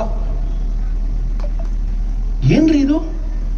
ಅವನ್ ಹಿಂದೂ ಕಣೋ, ನೀನ್ ಹಿಂದೂವನ್ನೇ ಮದುವೆ ಆಗಿದ್ಯಾ, ನನಗಿಷ್ಟು ಸಮಾಧಾನ ಇದೆ. ನೀನೊಬ್ಬ ಅನ್ಯ ರಿಲಿಜನ್ನ ಹುಡುಗನ್ನ ಮದುವೆ ಆಗ್ಲಿಲ್ಲ, ನಂದೇ ಧರ್ಮದ ಹುಡುಗನ್ನ ಮದುವೆ ಆಗಿದ್ಯಾ, ನನಗೆ ಯಾವ ಅಭ್ಯಂತರವೂ ಇಲ್ಲ ಅಂತ ಧೈರ್ಯವಾಗಿ ಹೇಳಲಿಕ್ಕೆ ಶುರು ಮಾಡಿ. ನಾವು ಯಾವ ತರ ಆಗ್ತೀವಿ ಅಂದ್ರೆ ಒಂದು ಗಟ್ಟಿ ಸಮಾಜ ನಿರ್ಮಾಣಗೊಳ್ಳುತ್ತೆ. ಅಕಸ್ಮಾತ್ ಅಂತದೊಂದು ಗಟ್ಟಿ ಸಮಾಜ ನಿರ್ಮಾಣ ಆಗ್ಲಿಲ್ಲ ಅಂತಂದ್ರೆ ನಾವು ಇವತ್ತು ಕಷ್ಟಪಟ್ಟು ಒಂದಾಗಿದ್ದೇವಲ್ಲ, ಹೀಗೆ ಇರೋದಿಲ್ಲ. ನೆನ್ಪಿಟ್ಕೊಳ್ಳಿ, ಹಿಂದೂ ಸಮಾಜವನ್ನ ನಾಶ ಮಾಡಬೇಕು ಅಂತ ಒಬ್ಬಿಬ್ರು ಪ್ರಯತ್ನ ಪಟ್ಟಿದ್ದಲ್ಲ, ಆವತ್ತಿನಿಂದಷ್ಟೇ ಅಲ್ಲ. ನಾವು ಮುಸಲರನ್ನ ಸೈಲೆಂಟ್ ಮಾಡಿದ ನಂತರ ಕ್ರಿಶ್ಚಿಯನ್ರು ಬಂದ್ರು. ಸೈಲೆಂಟ್ ಆಗೋಗಿದ್ದ ಮುಸಲರಿಗೆ ಶಕ್ತಿ ತುಂಬಿದ್ದು ಕ್ರಿಶ್ಚಿಯನ್ರು. ಅವರು ನಮ್ಮೊಳಗೆ ಜಾತಿಯಲ್ಲಿ ವಿಭಜಿಸಿದ್ರು, ಅವರನ್ನ ಒಟ್ಟು ಮಾಡಿದ್ರು. ಇವತ್ತಿಗೂ ಕೂಡ ಪೊಲಿಟಿಕಲ್ ಪಾರ್ಟಿಗಳು ಅದೇ ಮಾಡೋದು. ಟಿವಿ ನೋಡಿ, ಎಲೆಕ್ಷನ್ ಬಂದಾಗ ಅರಸೀಕೆರೆಯಲ್ಲಿ ಲಿಂಗಾಯತರೆಷ್ಟು, ಅರಸೀಕೆರೆಯಲ್ಲಿ ಒಕ್ಕಲಿಗರೆಷ್ಟು, ಅರಸೀಕೆರೆಯಲ್ಲಿ ಕುರುಬರೆಷ್ಟು, ಅರಸೀಕೆರೆಯಲ್ಲಿ ಬ್ರಾಹ್ಮಣರೆಷ್ಟು ಅಂತ ಡೀಟೇಲ್ ಬರೀತಾರೆ. ಕೊನೆಯಲ್ಲಿ ಮುಸ್ಲಿಮರು ಇಷ್ಟು ಅಂತ ಬರೀತಾರೆ. ಯಾಕೆ ಮುಸಲ್ಮಾನರಲ್ಲಿ ಬೇರೆ ಜಾತಿ ಇಲ್ವಾ? ಸುಮ್ಮನೆ ಯೋಚನೆ ಮಾಡ್ರಿ. ಇವತ್ತು ಇರಾನ್ ಯಾಕ್ರಿ ಸೌದಿ ಅರೇಬಿಯಾ ಮೇಲೆ ದಾಳಿ ಮಾಡುತ್ತೆ? ಇರಾನ್ ಯಾಕ್ರಿ ಮುಸಲ್ಮಾನರಾಗಿದ್ರು ಪಾಕಿಸ್ತಾನ ಮೇಲೆ ಅಟ್ಯಾಕ್ ಮಾಡ್ಲಿಕ್ಕೆ ರೆಡಿ ಆಗಿದೆ? ಇರಾನ್ ಯಾಕ್ರಿ ಯುನೈಟೆಡ್ ಅರಬ್ ಎಮಿರೇಟ್ಸ್ ಮೇಲೆ ದಾಳಿ ಮಾಡುತ್ತೆ ಅಂತಂದ್ರೆ ಅಲ್ಲಿ 2 ದೊಡ್ಡ ಪಂಗಡಗಳಿವೆ. ಒಂದನ್ನ ಶಿಯಾಗಳು ಅಂತ ಕರೀತಾರೆ, ಮತ್ತೊಂದು ಸುನ್ನಿಗಳು ಅಂತ ಕರೀತಾರೆ. 3ನೇದೊಂದಿದೆ, ಅದನ್ನು ಸೂಫಿಗಳು ಅಂತ ಕರೀತಾರೆ. 4ನೇದೊಂದಿದೆ, ಅಹಮದಿಯಾಗಳು ಅಂತ ಕರೀತಾರೆ. ಅಹಮದಿಯಾಗಳು ಅಂದ್ರೆ ಯಾರು ಗೊತ್ತಾ? ನಾನೊಬ್ಬ ಮುಸ್ಲಿಂ ಮಿತ್ರ ಒಂದ್ಸಲ ನನ್ಗೆ ಹೇಳ್ದ, ನನಗೆ ಚಕ್ರವರ್ತಿ ಮತ್ತು ಅಹಮದಿಯಾ ಇಬ್ರು ಎದುರಿಗೆ ಸಿಕ್ಕರೆ ಮೊದಲು ಅಹಮದಿಯಾನ್ ಹೊಡಿತೀನಿ, ಆಮೇಲೆ ಚಕ್ರವರ್ತಿನ ಅಂದ. ನಾನು ಅಂದ್ರೆ ಚಕ್ರವರ್ತಿಗಿಂತ ಹೆಚ್ಚು ದ್ವೇಷ ಅಹಮದಿಯಾ ಮೇಲೆ. ಅಂದ್ರೆ ಇಷ್ಟು ಕಿತ್ತಾಡುವಂತ ಜಾತಿ ಇಲ್ಲಿಗೆ ಮುಗಿಯೋದಿಲ್ಲ. ಅವ್ರಲ್ಲಿ ಎಲ್ಲಿವರೆಗೂ ಇದೆ ಅಂತಂದ್ರೆ ನಿಮ್ಗೆ ಗೊತ್ತಿಲ್ದಿರೋ ಅನೇಕ ಸಂಗತಿಗಳಿದು. ಮೇಲ್ವರ್ಗದವರನ್ನ, ಶೇಖ್ಗಳಾದಿಯಾಗಿ ಅವರನ್ನ ಅಶ್ರಫ್ಗಳು ಅಂತ ಕರೀತಾರೆ, ಮೇಲ್ವರ್ಗದವರು. 2ನೇದು ಅಜಲಫ್ಗಳು ಅಂತಿದ್ದಾರೆ, ಇವರು OBC ಲೆವೆಲ್ನವರು. 3ನೇದು ಅರ್ಜಾಲಗಳು ಅಂತ ಕರೀತಾರೆ, ಇವರು ಹಿಂದುಳಿದ ವರ್ಗದವರು. ಅರ್ಜಾಲಗಳು ಮತ್ತು ಅಜಲಫ್ಗಳನ್ನ ಪಸ್ಮಂಡಗಳು ಅಂತ ಉತ್ತರ ಭಾರತದಲ್ಲಿ ಕರೀತಾರೆ. ಮೇಲ್ವರ್ಗದವರು ಮುಟ್ಟಿಸ್ಕೊಳ್ಳದಾರೆ ಅವರನ್ನ. ಮೇಲ್ವರ್ಗದವರು ಕೊಡುಕೊಳ್ಳು ವಿಚಾರ ಇಲ್ಲ. ಇಷ್ಟು ವಿರೋಧಗಳು ಅವ್ರದೆಲ್ಲ ಮಾಡ್ತಾ ಇದ್ರು. ಅರಸೀಕೆರೆಯಲ್ಲಿ ಯಾರು ಯಾವ ಜಾತಿ ಅಂತ ನಿಮ್ಗೆ ಗೊತ್ತಾಗತ್ತಾ ಅಂತ ಕೇಳಿದ್ರೆ ಗೊತ್ತಾಗಲ್ಲ. ಯಾಕೆ ಅಂತಂದ್ರೆ ಅವರು ಮುಸಲ್ಮಾನ್ ಸಮಾಜಕ್ಕೆ ತೊಂದರೆ ಆಗಿದೆ ಅಂತ ಒಂದಾಗಿ ನಿಂತು ಬಿಡ್ತಾರೆ. ನಮ್ಮಲ್ಲಿ ಹೆಂಗಿದೆ ಅಂತಂದ್ರೆ ತೊಂದರೆ ಆಗಿದೆ ಅಂತ ಕೇಳಿದಾಗ ಯಾವ ಜಾತಿ ಅವನಿಗೆ ಆಗ್ಲಿ ಬಿಡು, ಅವ್ರಿಗೆ ಸ್ವಲ್ಪ ದಿಮಾಗ್ ಜಾಸ್ತಿ ಇತ್ತು, ಮೆರೆದಾಡ್ತಾ ಇದ್ರು, ಸರಿಯಾಗಾಯ್ತು. ಹಿಂಗ ನಾವು ಹೆಂಗಿದೀವಿ? ಒಬ್ಬ ಒಳ್ಳೆ MLA ಬೇಕಾ? ಇಲ್ಲ, ನಮ್ ಜಾತಿಯವನ್ ಬೇಕು. ಒಳ್ಳೆ CM ಬೇಕಾ? ಇಲ್ಲ, ನಮ್ ಜಾತಿಯವನ್ ಬೇಕು. ಅವನ ಅಯೋಗ್ಯನಾಗಿದ್ರು ಸರಿ, ಪರಮ ಭ್ರಷ್ಟಾಚಾರಿ ಆಗಿದ್ರು ಸರಿ, ನಮ್ ಜಾತಿಯವನ್. ಹಿಂಗಂದ್ರೆ ಹೆಂಗ್ರಿ? ಅದಕ್ಕೆ ಸಂಘಟನೆ 100ನೇ ವರ್ಷದಲ್ಲಿ ಹೇಳ್ತು, ಮನೆಯಲ್ಲಿ ಕುಟುಂಬ ಪ್ರಬೋಧನ ಮಾಡಿ. ಕುಟುಂಬ ಪ್ರಬೋಧನ ಅಂದ್ರೆ ಅವ್ರ ಪರಿಕಲ್ಪನೆ ಬೇರೆ ಇದೆ, ನಾನು ಸ್ವಲ್ಪ ಅಗ್ರೆಸಿವ್. ಮನೆಯಲ್ಲಿ ರಾತ್ರಿ ಊಟಕ್ಕೆ ಕೂತ್ಕೊಳ್ತೀರಲ್ಲ, ಗಂಡ ಹೆಂಡತಿ ಮಕ್ಕಳು ಊಟಕ್ಕೆ ಕೂತ್ಕೊಳ್ಳುವಾಗ ದಯಮಾಡಿ ಟಿವಿ ಆಫ್ ಮಾಡಿ. ಇನ್ಮೇಲೆ ನೋ ಟಿವಿ ಊಟಕ್ಕೆ ಕೂತಾಗ, ನೋ ಮೊಬೈಲ್ಸ್ ಊಟಕ್ಕೆ ಕೂತಾಗ, ಪಕ್ಕದಲ್ಲಿ ಇಟ್ಬಿಡ್ಬೇಕು ಅದನ್ನ, ರೂಲ್. ಆಮೇಲೆ ಹಿಂದೂ ಸಮಾಜದ ವೈಭವದ ಕುರಿತಂತೆ ಸ್ವಲ್ಪ ಮಾತಾಡಿ, ಮಕ್ಕಳು ಕೇಳಿಸ್ಕೊಳ್ಳಿ. ಹಿಂದೂ ಸಮಾಜದ ಮೇಲೆ ಆಗ್ತಾ ಇರುವ ಆಘಾತದ ಕುರಿತಂತೆ ಮಾತಾಡಿ, ಮಕ್ಕಳು ಕೇಳಿಸ್ಕೊಳ್ಳಿ. ಗುಜರಾತಿನ ಅಹಮದಾಬಾದ್ ನಲ್ಲಿ ನಿನ್ನೆ ನಡೆದಿರೋ ಘಟನೆ ನೋಡಿದೀರಾ ನೀವು? 2-3 ದಿನ ಆಯ್ತು. ಘಟನೆ ಏನ್ ಗೊತ್ತಾ? ಗುಜರಾತಿನ ಆ ಅಹಮದಾಬಾದ್ ನಲ್ಲಿ ಬೆಳಗ್ಗೆ 9 ಗಂಟೆಗೆ ಇಬ್ರು ಲಾಯರ್ಗಳು, ಒಬ್ಬ ಹುಡುಗ ಮತ್ತು ಹುಡುಗಿ, ಒಂದು ರಿಜಿಸ್ಟ್ರಾರ್ ಆಫೀಸಿಗೆ ಹೋಗ್ತಾರೆ ಮದುವೆ ರಿಜಿಸ್ಟ್ರೇಷನ್ ಮಾಡಿಸ್ಲಿಕ್ಕೆ. ಅಲ್ಲೇ ಇರುವಂತ 9 ಗಂಟೆಗೆ ಓಪನ್ ಆಗಲ್ಲ ಆಫೀಸ್, 10 ಗಂಟೆಗೆ ಓಪನ್ ಮಾಡಬೇಕು. ಇವರಿಗೆ ಅಂತ ಮುಸ್ಲಿಂ ಆಫೀಸರ್ ಬೆಳಿಗ್ಗೆ 9 ಗಂಟೆಗೆ ಓಪನ್ ಮಾಡ್ತಾನೆ, ಡೋರ್ ತೆಗೆದು ಇವ್ರನ್ನ ಕರ್ಕೊಂಡು ಬಾಗಿಲು ಹಾಕ್ಬಿಡ್ತಾನೆ. ಅಲ್ಲೇ ಕೂತ್ಕೊಂಡು 4 ಜನ ಅವನು ಸಾಕ್ಷಿಗಳನ್ನು ಅವನೇ ರೆಡಿ ಮಾಡಿಸಿಟ್ಟಿರ್ತಾನೆ. ಅವರೇ ಕೂತು ಇವ್ರಿಗೆ ಮದುವೆ ಮಾಡಿಸ್ತಾರೆ. ಆಮೇಲೆ ಗೊತ್ತಾಗುತ್ತೆ ಅವರಿಬ್ರು ಲಾಯರ್ಗಳಲ್ಲ, ಒಬ್ಬ ಮುಸ್ಲಿಂ ಹುಡುಗ, ಇನ್ನೊಬ್ಬ ಹಿಂದೂ ಹುಡುಗಿ. ಅವರನ್ನು ಇವನು ಕದ್ದು ಮುಚ್ಚಿ ಒಳಗಿಂದ ಮದುವೆ ಮಾಡಿಸಿ ಕಳಿಸಿದ್ದಾನೆ ಅಂತ. ಅಹಮದಾಬಾದ್ ಅಲ್ಲಿ ದೊಡ್ಡ ಗಲಾಟೆ ಶುರುವಾಗಿ ಹೋಗಿದೆ. ಕೋರ್ಟ್ ನಲ್ಲೂ ಇದ್ರ ಕುರಿತಂತೆ ಚರ್ಚೆ ಆಗಿದೆ. 9 ಗಂಟೆಗೆ ಹೆಂಗ್ ಓಪನ್ ಮಾಡ್ದ ಅಂತ ಅವನ ಟ್ರ್ಯಾಕ್ ರೆಕಾರ್ಡ್ ತೆಗೆದ್ರೆ ಅವನೇ ನಿಂತು ಅನೇಕರನ್ನ ಮದುವೆ ಮಾಡಿಸಿ ಅದಾಗ್ಲೇ ಅನೇಕ ಹೆಣ್ಮಕ್ಳು ಮದುವೆ ಮಾಡಿಸಿದ್ದಾನೆ. ಯಾರ್ರೀ ಚರ್ಚೆ ಮಾಡ್ಬೇಕಿದನ್ನ? ಡೆಲ್ಲಿ ಘಟನೆ ಕೇಳಿದಿರಿ, ಉತ್ತಮ್ ನಗರದ್ದು. ತಂದೆ ಮನೆಗೆ ಬರಬೇಕು, ಹೋಳಿಯ ಹಬ್ಬದ ಟೈಮ್ ನಲ್ಲಿ ಮಗು ಅಪ್ಪನಿಗೆ ಸರ್ಪ್ರೈಸ್ ಕೊಡಬೇಕು ಅಂತ ಒಂದು ಬಲೂನ್ ಅಲ್ಲಿ ಕಲರ್ ನೀರು ಹಾಕೊಂಡು ಕಾಯ್ಕೊಂಡು ಕೂತಿದೆ ಫಸ್ಟ್ ಫ್ಲೋರ್ ನಲ್ಲಿ. ಅಪ್ಪ ಬಂದ್ರು, ಅಪ್ಪನ ತಲೆ ಮೇಲೆ ಹಾಕ್ತು, ತಲೆ ಮೇಲೆ ಹೊಡಿತು. ಪಕ್ಕದಲ್ಲಿ ಒಂದು ಮುಸ್ಲಿಂ ಹೆಣ್ಮಗಳು ಬರ್ತಾ ಇದ್ಲು ಬುರ್ಕಾದಾರಿಯಾಗಿ, ಅವಳ ಮೇಲೆ ಸ್ವಲ್ಪ ಕಲರ್ ಬಿತ್ತು. ಅಕಸ್ಮಾತ್ ಈ ತರ ಕಲರ್ ಬಿದ್ರೆ ನಾವೇನ್ ಮಾಡ್ತೀವಿ ಹೇಳಿ? ಸ್ವಲ್ಪ ಬೈತೀವಿ. ಏನಪ್ಪಾ ನೀನ್ ಅಷ್ಟು ಗೊತ್ತಾಗೋದಿಲ್ವಾ, ಎಲ್ಲ ಒಗಿಬೇಕಾಯ್ತಲ್ಲ ಅಂತ ಬೈತೀವಿ. ಬಿಳಿ ಬಣ್ಣದ ಬಟ್ಟೆ ಹಾಕಿದ್ರೆ ಸ್ವಲ್ಪ ಕೋಪ ಜಾಸ್ತಿ ಬರ್ಬೋದು. ಅಲ್ಲೇನಾಯ್ತು ಗೊತ್ತೇನ್ರಿ? ಆ ಹೆಣ್ಮಗಳು ಗಲಾಟೆ ಮಾಡಿದ್ರೆ ಆ ತಂದೆ ಸಾರಿ ಎಂದ. ಆ ಮಗಳನ್ನು ಕರೆಸಿ ತಪ್ಪಾಯ್ತು ಅಂತ ಕೇಳಮ್ಮ ಅಂತ ಕೇಳಿಸ್ದ. ಮುಗಿದಿತ್ತು ಅಲ್ಲಿಗೆ. ಅದಾದ ಒಂದು ಅರ್ಧ ಗಂಟೆಯಲ್ಲಿ 100-150 ಜನ ಮುಸ್ಲಿಂ ಪುಂಡರು ಬಂದು ಆ ತಂದೆನ ಹೊಡೆದು ಬಡದು ಸಾಯಿಸೇ ಬಿಟ್ರಿ. ಡೆಲ್ಲಿಯಲ್ಲಾಗಿದ್ದು. ಈ ವಿಚಾರಕ್ಕಂತೂ ಪೊಲೀಸರು FIR ಮಾಡೋಂಗಿಲ್ಲ. ಯಾಕೆ ಗೊತ್ತಾ? ಪೊಲೀಸರೇ ಅವ್ರ ವಿರುದ್ಧ ಕಾರ್ಯಾಚರಣೆ ಮಾಡ್ತಿದಾರಲ್ಲ. ಈಗ ಯಾರು ಇದನ್ನು ಹೊಡೆದ್ರೋ ಅವ್ರ ಮನೇನು ಬುಲ್ಡೋಸ್ ಮಾಡ್ತಿದಾರಲ್ಲ ಪೊಲೀಸರು. ಜನ ಬೀದಿಗೆ ಬಂದ್ರು. ಜನ ಒಂದಿಡೀ ರಾತ್ರಿ ಆ ಮನೆಯ ಹೊರಗಡೆ ಮತ್ತು ಯಾರು ತೀರ್ಕೊಂಡ ಮನೆ ಹೊರಗಡೆ ನಿಂತರು. ಇವರಿಗೆ ಕಾರ್ಯಾಚರಣೆ ಆಗ್ಲಿಲ್ಲ ಅಂದ್ರೆ ನಾವು ಮಾಡ್ತೀವಿ ಅಂತ ಯಾವಾಗ ನಿಂತರು, ಅನಿವಾರ್ಯಕ್ಕೆ ಕಾರ್ಯಾಚರಣೆ ಮಾಡಬೇಕಾದಂತ ಸ್ಥಿತಿ ಬಂತು. ಮಿತ್ರ, ಹಿಂದೂ ಸಮಾಜ ಒಟ್ಟಾದ್ರೆ ಮಾತ್ರ ಇದಕ್ಕೆಲ್ಲ ಪರಿಹಾರ. ಇಲ್ಲದೆ ಹೋದ್ರೆ ನಾವ್ ಎಂತ ಟೈಮ್ ಬಾಂಬ್ ಮೇಲೆ ಕೂತಿದೀವಿ ಅಂತ ನಮಗ ಅರ್ಥ ಆಗೋದಿಲ್ಲ ಅಂತ. ನಾನೇನು ಹೆದರ್ಸ್ಲಿಕ್ಕೆ ಬಂದಿಲ್ಲ. ನನಗೆ ನನ್ನ ಸಮಾಜದ ಮೇಲೆ ವಿಶ್ವಾಸ ಇದೆ. ಏನ್ ವಿಶ್ವಾಸ ಗೊತ್ತಾ? ಸಮಯ ಬಂದಾಗ ಈ ಸಮಾಜ ಹೆಂಗ್ ಒಂದಾಗುತ್ತೆ ಅಂತಂದ್ರೆ ಇಡೀ ಜಗತ್ತು ಅಚ್ಚರಿಯಾಗುವಂತೆ ಒಂದಾಗುತ್ತೆ ಎನ್ನುವ ವಿಶ್ವಾಸ ನನಗಿದೆ. ಆದ್ರೆ ಸಮಯ ಬರೋವರೆಗೂ ಕಾಯ್ತಾ ಇರೋಷ್ಟು ಮೂರ್ಖರಾಗಬಾರದು. ಅದಕ್ಕಿಂತ ಮುಂಚೆ ತಯಾರಾಗಿರಬೇಕು ಅನ್ನೋದಷ್ಟೇ ನನ್ನ ಉದ್ದೇಶ. ಆ ಕಾರಣಕ್ಕೆ ಸಿದ್ಧತೆ ಅಂತ ನೆನ್ಪಿಟ್ಕೊಳ್ಳಿ. ಯಾವತ್ತು ಹಿಂದೂ ಸಮಾಜ ಒಟ್ಟಾಗುತ್ತೋ ಅವತ್ತು ಇಡೀ ಜಗತ್ತಿಗೆ ಬೆಳಕು ಸಿಗುತ್ತೆ. ಹಿಂದೂ ಸಮಾಜ ಒಡೆದೋದ ದಿನ ಜಗತ್ತಿಗೆ ಮಾರ್ಗದರ್ಶನ ಮಾಡೋರು ಯಾರು ಇಲ್ಲ. ಇವತ್ತು ಭಾರತ ಹೆಂಗಿದೆ ಗೊತ್ತಾ? ಹಿಂದೂ ಅಂತ ಹೇಳ್ಕೊಳ್ಳಿಕ್ಕೆ ಹೆಮ್ಮೆ ಪಡುವಂತ ರಾಷ್ಟ್ರವಾಗಿದೆ. ಒಂದು ಕಾಲದಲ್ಲಿ ಹಿಂದೂ ಅಂತಂದ್ರೆ ಬಡತನ, ದಾರಿದ್ರ್ಯ ಅಂತ ಕರೀತಿದ್ರು. ಇವತ್ತು ಹಿಂದೂ ಅಂದ್ರೆ ಜಗತ್ತಿನ 4ನೇ ಶ್ರೀಮಂತ ರಾಷ್ಟ್ರ ಅಂತ ಕರೀತಾರೆ. ಅದು ಹಿಂದೂ ರಾಷ್ಟ್ರ. ನಾವು ಬಡತನದಲ್ಲಿದ್ದಾಗ, ಫ್ರೆಜೈಲ್ 5 ಕಂಟ್ರಿಯಲ್ಲಿದ್ದಾಗ ಹಿಂದೂ ರೇಟ್ ಆಫ್ ಗ್ರೋತ್ ಅಂತಂದ್ರೆ ಬಡತನ ಅಂತ ಹೇಳ್ತಿದ್ರು. ಇವತ್ತು ನಾವು ಜಗತ್ತಿನ 4ನೇ ಶ್ರೀಮಂತ ರಾಷ್ಟ್ರ ಆಗಿದ್ದಾಗ ಇದು ಹಿಂದೂ ರೇಟ್ ಆಫ್ ಗ್ರೋತ್ ಅಂತ ಹೇಳೋರು ಯಾರು ಇಲ್ಲ. ಇನ್ನೊಂದು 6 ತಿಂಗಳು ಬಿಟ್ಟು ಅಥವಾ ಮುಂದಿನ ವರ್ಷ ನೀವು ಇದೇ ರೀತಿ ಇನ್ನೊಂದು ಹಿಂದೂ ಸಮಾಜೋತ್ಸವ ಮಾಡಿ, ಅವತ್ತು ಹಿಂದೂ ರಾಷ್ಟ್ರ 4ನೇ ಶ್ರೀಮಂತ ರಾಷ್ಟ್ರವಾಗಿರೋದಿಲ್ಲ, ಜಗತ್ತಿನ 3ನೇ ಶ್ರೀಮಂತ ರಾಷ್ಟ್ರವಾಗಿರುತ್ತೆ. ಇದು ಇವತ್ತು ಹಿಂದುವಿನ ತಾಕತ್ತು. ಇವತ್ತು ಹಿಂದುವಿನ ಸಾಮರ್ಥ್ಯ ಎಂತದ್ದು ಗೊತ್ತಾ? ಜಗತ್ನಲ್ಲಿ ಅತ್ಯಂತ ವೇಗವಾಗಿ ಬೆಳೀತಾ ಇರುವಂತ GDP ಇವತ್ತು ಹಿಂದುವಿನದ್ದು. ಇವತ್ತು ಹಿಂದುವಿನ ಸಾಮರ್ಥ್ಯ ಎಂತದ್ದು ಅಂತಂದ್ರೆ ನಮ್ಮ ಫಾರೆಕ್ಸ್ ರಿಸರ್ವ್ ನಲ್ಲಿ $700 ಬಿಲಿಯನ್ ಹಣ ಇಟ್ಟಿದ್ದೀವಿ. ಇದು ಹಿಂದುವಿನ ಸಾಮರ್ಥ್ಯ. ಇವತ್ತು ಹಿಂದುವಿನ ಸಾಮರ್ಥ್ಯ ಎಂತದ್ದು ಅಂತಂದ್ರೆ ಅಮೆರಿಕ ಭಾರತದ ಮೇಲೆ 25% ಟ್ಯಾರಿಫ್ ಹಾಕ್ತೀನಿ ಅಂತು. ಜಗತ್ತಿನ ದೊಡ್ಡ ದೊಡ್ಡ ರಾಷ್ಟ್ರಗಳು ಅಮೆರಿಕ ಮುಂದೆ ಮಂಡಿಯೂರಿ ಕುಳಿತಾಗ ಭಾರತ ಹೇಳ್ತು ಹೋಗಲೇ, ಅವನು 50% ಹಾಕ್ತೀನಿ ಅಂತು ಅಂದ. ಭಾರತ ಕೇರ್ ಮಾಡಲಿಲ್ಲ. ಅವನು ಒಂದು ಹಂತದಲ್ಲಿ 500% ಅಂದ. ಅವಾಗ ಭಾರತ ಏನ್ ಮಾಡ್ತು ಗೊತ್ತಾ? ನೀನ್ ಎಷ್ಟು ಹಾಕೊಳ್ತೀಯ ಹಾಕೋ, ನಿನ್ನನ್ನು ಬಿಟ್ಟು ಉಳಿದೆಲ್ಲ ರಾಷ್ಟ್ರಗಳ ಜೊತೆಗೆ ನಾನು ವ್ಯಾಪಾರವನ್ನು ಜಾಸ್ತಿ ಮಾಡ್ತೀನಿ, ನೋಡ್ತಾ ಇರು ಅಂತ ಈ ದೇಶ ಎಲ್ಲರ ಜೊತೆ ವ್ಯಾಪಾರ ಜಾಸ್ತಿ ಮಾಡ್ತು. ಯಾಕೆ ಜಗತ್ತಿನ ಜನ ವ್ಯಾಪಾರ ಮಾಡಿದ್ರು ಗೊತ್ತಾ ನಮ್ಮ ಜೊತೆಗೆ? ಒಂದೇ ಒಂದು ಕಾರಣ, ಹಿಂದೂ ನಂಬಲಿಕ್ಕೆ ಯೋಗ್ಯವಾದವನು, ಕೊಟ್ಟ ಮಾತಿಗೆ ತಪ್ಪದೇ ಇರೋನು, ಇವನ್ ಜೊತೆ ವ್ಯಾಪಾರ ಮಾಡಬಹುದು ಅಂತ ಜಗತ್ತು ವ್ಯಾಪಾರ ಮಾಡ್ಲಿಕ್ಕೆ ಶುರು ಮಾಡ್ತು. ಪರಿಣಾಮ ಏನಾಯ್ತು ಗೊತ್ತಾ? ಟ್ಯಾರಿಫ್ ಹಾಕ್ತೀನಿ ಅಂತ ಹೇಳಿದ 2 ತಿಂಗಳೊಳಗೆ ಟ್ರಂಪ್ ಭಾರತ ಸರ್ಕಾರದ ಪ್ರಧಾನಮಂತ್ರಿಗೆ ಅವರಿಗೆ ಕಾಲ್ ಮಾಡಿ ಹೇಳ್ತಾನೆ, ನಾನು ಟ್ಯಾರಿಫ್ ಅನ್ನ ಕಡಿಮೆ ಮಾಡ್ತೀನಿ, 18%ಗೆ ಇಳಿಸ್ತೀನಿ ಅಂತ. ಯಾರ್ಯಾರು ಕೂಗಾಡಿದ್ರೋ, ಅರಚಾಡಿದ್ರೋ, ಪರಚಾಡ್ಕೊಂಡಿದ್ರೋ ಅವರೆಲ್ಲರೂ ಇವತ್ತು ಏನ್ ಹೇಳ್ತಾರೆ ಗೊತ್ತಾ? ಇಡೀ ಜಗತ್ನಲ್ಲಿ ಅಥವಾ ವಿಶೇಷವಾಗಿ ಏಷ್ಯಾ ಭಾಗದಲ್ಲಿ ಅತ್ಯಂತ ಕಡಿಮೆ ಟ್ಯಾರಿಫ್ ಯಾರಿಗಾದ್ರೂ ಇದ್ರೆ ಅದು ಭಾರತಕ್ಕಿದೆ ಅಂತ ಇವತ್ತು ಹೇಳ್ತಾರೆ. ನಾವು ರಷ್ಯಾ ಜೊತೆಗೆ ವ್ಯಾಪಾರ ಮಾಡ್ತೀವಿ, ಹೆಂಗಿದೆ? ರಷ್ಯಾ ಏನ್ ಹೇಳುತ್ತೆ ಗೊತ್ತಾ? ಜಗತ್ತಿಗೆ ಯಾರಿಗೂ ಕೊಡದೇ ಇರುವಷ್ಟು ಕಡಿಮೆ ಬೆಲೆಯಲ್ಲಿ ನಾನು ಪೆಟ್ರೋಲ್ ನಿನ್ ಕೊಡ್ತೀನಿ, ಯಾಕೆಂದ್ರೆ ನೀನ್ ನನ್ನ ಬೆಸ್ಟ್ ಫ್ರೆಂಡ್, ನನ್ನ ಕಷ್ಟ ಕಾಲದಲ್ಲಿ ಜೊತೆಯಲ್ಲಿರೋ ನೀನು ಅಂತ ರಷ್ಯಾ ಹೇಳುತ್ತೆ. ಮಿತ್ರ, ಆಶ್ಚರ್ಯ ಅನ್ಸತ್ ನಿಮ್ಗೆ ಹೇಳಿದ್ರೆ, ಈ ದೇಶದ ಪ್ರಧಾನಮಂತ್ರಿ ಇಸ್ರೇಲಿಗೆ ಹೋಗಿದ್ರು. ಇಸ್ರೇಲ್ ಇಂದ ವಾಪಸ್ ಬರಬೇಕಾದ್ರೆ ಒಂದು ಒಪ್ಪಂದ ಮಾಡ್ಕೊಂಡು ಇದ್ದಾರೆ. ಏನು ಒಪ್ಪಂದ ಗೊತ್ತಾ? ಇನ್ ಮುಂದೆ ಭಾರತದ ಮೇಲೆ ಮಿಸೈಲ್ ಅಟ್ಯಾಕ್ ಆದ್ರೆ, ಡ್ರೋನ್ ಅಟ್ಯಾಕ್ ಆದ್ರೆ ಇಸ್ರೇಲಿನ ಐರನ್ ಡೋಮ್ ಟೆಕ್ನಾಲಜಿ ನಮ್ಗೆ ಸಿಗುತ್ತೆ. ಟೆಕ್ನಾಲಜಿ ಏನವ್ರು ಮಾರಾಟ ಮಾಡೋದಿಲ್ಲ, ಇಡೀ ಟೆಕ್ನಾಲಜಿಯನ್ನ ಟ್ರಾನ್ಸ್ಫರ್ ಮಾಡಿ ನಾನು ನೀವು ಸೇರಿ ಇದನ್ನ ಡೆವಲಪ್ ಮಾಡಿ ಜಗತ್ತಿಗೆ ಮಾರಾಟ ಮಾಡೋಣ ಅಂತ ಇಸ್ರೇಲ್ ನಮ್ಮನ್ನ ನಂಬಿ ಆ ಟೆಕ್ನಾಲಜಿಯನ್ನು ಭಾರತಕ್ಕೆ ಕೊಟ್ಟಿದೆ. ಏನ್ ಅದ್ಭುತ ಇದು! ಇದು ಯಾಕಾಗತ್ತೆ ಅಂತಂದ್ರೆ ಇದು ಹಿಂದೂ ರಾಷ್ಟ್ರ ಅನ್ನೋ ಕಾರಣಕ್ಕೆ. ಮಿತ್ರ, ಇವತ್ತಂತೂ ಹಿಂದೂ ರಾಷ್ಟ್ರದ ವೈಭವ ಹೆಂಗಿದೆ ಅಂತಂದ್ರೆ ಹೇಳ್ಬೇಕಾದ್ರೆ ಬಹಳ ಹೆಮ್ಮೆಯಿಂದ ಹೇಳಿದ್ರು, ಅಯೋಧ್ಯೆಯಿಂದ ಶ್ರೀರಾಮ ಬಂದಿದ್ದಾನೆ ಅಂತ. 5 ವರ್ಷದಿಂದ ಹಿಂಗ್ ಹೇಳ್ತಿರ್ಲಿಲ್ಲ ರೀ ನಾವು. ಯಾಕೆಂದ್ರೆ ಅಯೋಧ್ಯೆಯಲ್ಲಿ ಇನ್ನೂ ಗಲಾಟೆ ನಡೀತಿತ್ತು. ರಾಮ ಇರೋದಿರ್ಲಿ, ರಾಮಲಲ್ಲಾನಿಗೆ ಬೇಕಾದ ಮಂದಿರವೂ ಇರಲಿಲ್ಲ. 500 ವರ್ಷ ಟ್ರೈ ಮಾಡಿದ್ರು.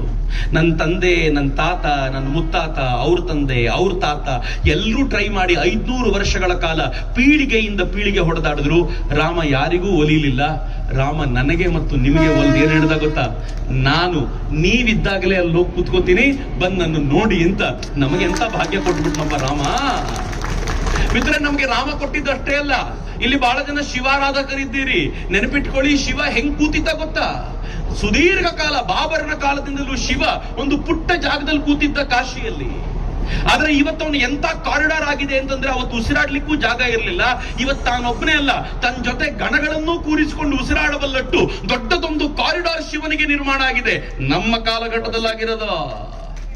ಸ್ವಲ್ಪ ಹಿಂಗೆ ಹಿಂದೂ ಸಮಾಜೋತ್ಸವಗಳು ಸ್ವಲ್ಪ ಜೋರಾಗಿ ನಡೆದ್ರೆ ಪಾಪ ಬಂದಿಯಾಗಿರೋ ಕೃಷ್ಣನೂ ಕೂಡ ಮಥುರಾದಲ್ಲಿ ಬಿಡುಗಡೆ ಕಂಡು ವೈಭವದ ಮಂದಿರಕ್ಕೆ ಹೋಗೋದು ಬಹಳ ದೂರ ಇಲ್ಲ, ಆಗತ್ತೆ ಅನ್ನೋದನ್ನ ನೆನ್ಪಿಟ್ಕೊಳ್ಳಿ. ಇನ್ನೂ ಆಶ್ಚರ್ಯದ ಸಂಗತಿ ಹೇಳ ನಿಮಗೆ. ದೇವರಿಗೂ ಹೆಂಗಾಗ್ಬಿಟ್ಟಿದೆ ಈಗ ಅಂತಂದ್ರೆ, ಕಚ್ ಅಂತ ಗುಜರಾತಿನ ಒಂದು ಭಾಗ, ಮರುಭೂಮಿ ಅದು. ಅಲ್ಲಿ ಮಣ್ಣಿನ ಒಳಗೆ ಒಂದು ಅದ್ಭುತವಾಗಿರುವ ಶಿವಲಿಂಗ ಸಿಕ್ತು. ಯಾವ ಕಾಲದಲ್ಲಿ ಅದನ್ನು ಹೂತು ಬಿಟ್ಟಿದ್ರೋ ಗೊತ್ತಿಲ್ಲ, ಈ ಆಕ್ರಮಣಕಾರಿಗಳು ಬಂದು ತಗೊಂಡು ಹೋಗ್ಬಿಡ್ತಾರೆ ಅಂತ. ಕೆಂಪು ಕಲ್ಲಿನ ಅದ್ಭುತವಾಗಿರುವ ಶಿವಲಿಂಗ, ಅದ್ಭುತ. ಅದಾದ ನಂತರ ಕೃಷ್ಣಾ ನದಿಯಲ್ಲಿ ಒಂದು ಮೂರ್ತಿ ಸಿಕ್ತು, ರಾಮನ ಮೂರ್ತಿ. ಯಾರೋ ಹೇಳಿದ್ರು ಅಯೋಧ್ಯೆಯಲ್ಲಿದ್ದ ಮೂಲ ವಿಗ್ರಹ ಇದು, ಆಕ್ರಮಣಕಾರಿಗಳು ಬಂದಿದ್ದಾರೆ ಅಂತಂದಾಗ ಅದನ್ನು ಮುಚ್ಚಿಟ್ಬಿಟ್ಟಿದ್ರಿಲ್ಲಿ ಅಂತ. ಮೊನ್ನೆ ಇತ್ತೀಚೆಗೆ ತೆಲಂಗಾಣದಲ್ಲಿ ವಿಷ್ಣುವಿನ ವಿಗ್ರಹ ಸಿಕ್ಕಿದೆ. ನನ್ಗೆ ಯಾರೋ ಕೇಳಿದ್ರು ಇಷ್ಟೆಲ್ಲ ವಿಗ್ರಹ ಯಾಕೆ ಸಿಕ್ತಿದೆ ಅಂತ. ನಾನು ತಮಾಷೆ ಮಾಡಿ ಹೇಳಿದೆ, ದೇವರಿಗೂ ಒಂದು ಕಾನ್ಫಿಡೆನ್ಸ್ ಬಂದಿದೆ. ಈಗಿನ ಜನ ಚೆನ್ನಾಗಿ ನೋಡ್ಕೋತಾರೆ ನನ್ನನ್ನ, ಈಗಿನ ಜನ ಒಗ್ಗಟ್ಟಾಗಿದ್ದಾರೆ, ಜಾತಿ ಜಾತಿ ಅಂತ ಕಿತ್ತಾಡುವ ಜನ ಅಲ್ಲ, ನನ್ನನ್ನು ಚೆನ್ನಾಗಿಟ್ಟು ಕಾಪಾಡ್ಕೊಳ್ತಾರೆ ಅಂತ ದೇವರಿಗೂ ವಿಶ್ವಾಸ ಬಂದಿರುವಂತ ಶ್ರೇಷ್ಠ ಕಾಲಘಟ್ಟದಲ್ಲಿ ನಾವಿದ್ದೀವಿ. ಯಾಕ್ರಿ ಹೆದರ್ತೀರಿ? ಯಾಕೆ ಹಿಂದೆ ನಿಲ್ತೀರಿ? ಹಿಂದೂ ಅಂತ ಹೇಳಿದಾಗ ಹಿಂದೆ ನಿಲ್ಲಲಿಕ್ಕಲ್ಲ, ಮುಂದಕ್ಕೆ ಹೋಗ್ಲಿಕ್ಕೋಸ್ಕರ ಇರುವಂತ ಅದ್ಭುತವಾಗಿರುವಂತ ಪ್ರೇರಣೆ ಕೊಡಬಲ್ಲಂತ ಸಂಗತಿ ಅದು. ಅಂತದೊಂದು ರಾಷ್ಟ್ರವನ್ನು ಕಟ್ಟಬೇಕಾಗಿದೆ. ಯೋಚನೆ ಮಾಡಿ, ಇವತ್ತು ಭಾರತ ಜಗತ್ತಿನ 4ನೇ ಶ್ರೀಮಂತ ರಾಷ್ಟ್ರ ಆಯ್ತು. ಸ್ವಲ್ಪ ಮುಸಲ್ಮಾನರ ಓಲೈಕೆ ಮಾಡ್ತಾ ಇರೋದ್ರಿಂದ ಕರ್ನಾಟಕದ ಕಥೆ ಏನು? 9 ಲಕ್ಷ ಕೋಟಿ ರೂಪಾಯಿ ಸಾಲ ಆಯ್ತು. ಯೋಚನೆ ಮಾಡಿ ಹೆಂಗಿದೀವಿ ನಾವು ಎಲ್ಲಿ ಬಂದು ನಿಂತ್ಕೊಂಡಿದ್ದೀವಿ. ಇವತ್ತು ಭಾರತವನ್ನ ಮತ್ತೆ ಪ್ರೇರಣೆಯ ರಾಷ್ಟ್ರವನ್ನಾಗಿ ಕಟ್ಟಬೇಕು ಅಂತಂದ್ರೆ ನಾವೆಲ್ಲರೂ ಬಲವಾಗಿ ನಿಲ್ಲಬೇಕಾಗಿದೆ, ನಾವೆಲ್ಲರೂ ಒಗ್ಗಟ್ಟಾಗಿ ನಿಲ್ಲಬೇಕಾಗಿದೆ. ಆ ಕಾರಣಕ್ಕೆ 100 ವರ್ಷಗಳ ಹಿಂದೆ ಒಬ್ಬ ಸಾಮಾನ್ಯ ವ್ಯಕ್ತಿ, ಒಬ್ಬ ಡಾಕ್ಟರ್, ಅವತ್ತಿನ ದಿನಗಳಲ್ಲಿ ಡಾಕ್ಟರ್ ಆಗೋದು ಕಷ್ಟ, ಅಂತದ್ರಲ್ಲಿ ಒಬ್ಬ ಡಾಕ್ಟರು ಒಂದಷ್ಟು ತರುಣರನ್ನು ಸೇರಿಸ್ಕೊಂಡು ಕಬಡ್ಡಿ ಆಡಿಸ್ಲಿಕ್ಕೆ ಶುರು ಮಾಡಿದರು. ಯಾಕೆ ಕಬಡ್ಡಿ ಆಡಿಸ್ತಾ ಇದ್ದೀರಾ ಅಂತ ಕೇಳಿದ್ರೆ, ಹಿಂದೂ ರಾಷ್ಟ್ರ ಕಟ್ಟಲಿಕ್ಕೆ ಅಂತ. 100 ವರ್ಷಗಳ ಹಿಂದೆ ಕ್ರಿಶ್ಚಿಯನ್ರ ಆಳ್ವಿಕೆಯಲ್ಲಿದ್ದಾಗ, ಮುಸಲ್ಮಾನರು ಎಲ್ಲ ಕಡೆಯಲ್ಲಿ ಹೊಡೆತ ಬಡಿತಕ್ಕೆ ನಿರತರಾಗಿದ್ದಾಗ ಕಬಡ್ಡಿ ಆಡಿಸಿ ಹಿಂದೂ ರಾಷ್ಟ್ರ ಅಂದಾಗ ಎಲ್ಲರೂ ನಕ್ಕಿದ್ರು. ಅವ್ರು ಹೇಳಿದ್ರು, ಈ ಕಬಡ್ಡಿ ಆಡೋ ಹುಡುಗರೇ ಒಂದಿನ ಹಿಂದೂ ರಾಷ್ಟ್ರ ಕಟ್ತಾರೆ, ನೋಡ್ತಾ ಇರಿ ಅಂತ. ಡಾಕ್ಟರ್ ಜಿ ಅವತ್ತು ಕನಸು ಕಟ್ಟಿ 100 ವರ್ಷ ಇವತ್ತಿಗೆ ಸಂಘಕ್ಕೆ ಆಗಿ ನಿಂತಿದ್ಯಲ್ಲ, ಇವತ್ತು ನಮ್ಗೊಂದು ವಿಶ್ವಾಸ ಇದೆ, ಹಿಂದೂ ರಾಷ್ಟ್ರ ನಿರ್ಮಾಣ ಆಗತ್ತೆ ಅಂತ. ಡಾಕ್ಟರ್ ಜಿ ಬರದೇ ಹೋಗಿದ್ರೆ, ಗುರೂಜಿ ಬರದೇ ಹೋಗಿದ್ರೆ, ಇಲ್ಲಿ ಕೂತಿರೋ ನಮ್ಮನ್ನೆಲ್ಲ ಹಿಂದೂಗಳು ಯಾರು ಅಂತ ಕೇಳಿದಿದ್ರೆ ನಾವೇನ್ ಹೇಳ್ತಿದ್ವಿ ಗೊತ್ತಾ? ನಂಗೆ ಗೊತ್ತಿಲ್ಲಪ್ಪ, ನಾವು ಲಿಂಗಾಯತರು, ನಾವು ಗೌಡ್ರು, ನಾವು ಕುರುಬರು, ನಾವು ಬ್ರಾಹ್ಮಣರು ಅಂತೆಲ್ಲ ಹೇಳ್ಕೊಳ್ತಿದ್ವೇನೋ. ಆದ್ರೆ ಡಾಕ್ಟರ್ ಜಿ ಮತ್ತು ಗುರೂಜಿ ಎಲ್ಲಿವರೆಗೂ ತಂದ್ರು ಅಂತಂದ್ರೆ, ಹಿಂದೂ ಯಾರು ಅಂತ ಕೇಳಿದ್ರೆ ಇವತ್ ನಮ್ಮಲ್ಲಿ ಯಾರಿಗೂ ಅನುಮಾನ ಇಲ್ಲ, ನಾನೇ ಹಿಂದೂ ಕಣಲೈ ಅಂತ ಹೇಳಬಹುದಾಗಿರುವಂತ ಒಂದು ವಾತಾವರಣ ಸೃಷ್ಟಿ ಮಾಡಿದ್ರಲ್ಲ, 100 ವರ್ಷದ ಅದ್ಭುತವಾಗಿರೋ ಸಾಧನೆ. ಆದ್ರೆ ಈ ವರ್ಷ ಬರೀ ಸಂಘಕ್ಕೆ ಮಾತ್ರ 100 ವರ್ಷ ಅಲ್ಲ, ಇವತ್ತು ಆರಂಭದಲ್ಲಿ ಹಾಡಿದ ವಂದೇ ಮಾತರಂ ಗೀತೆಗೆ 150 ವರ್ಷ.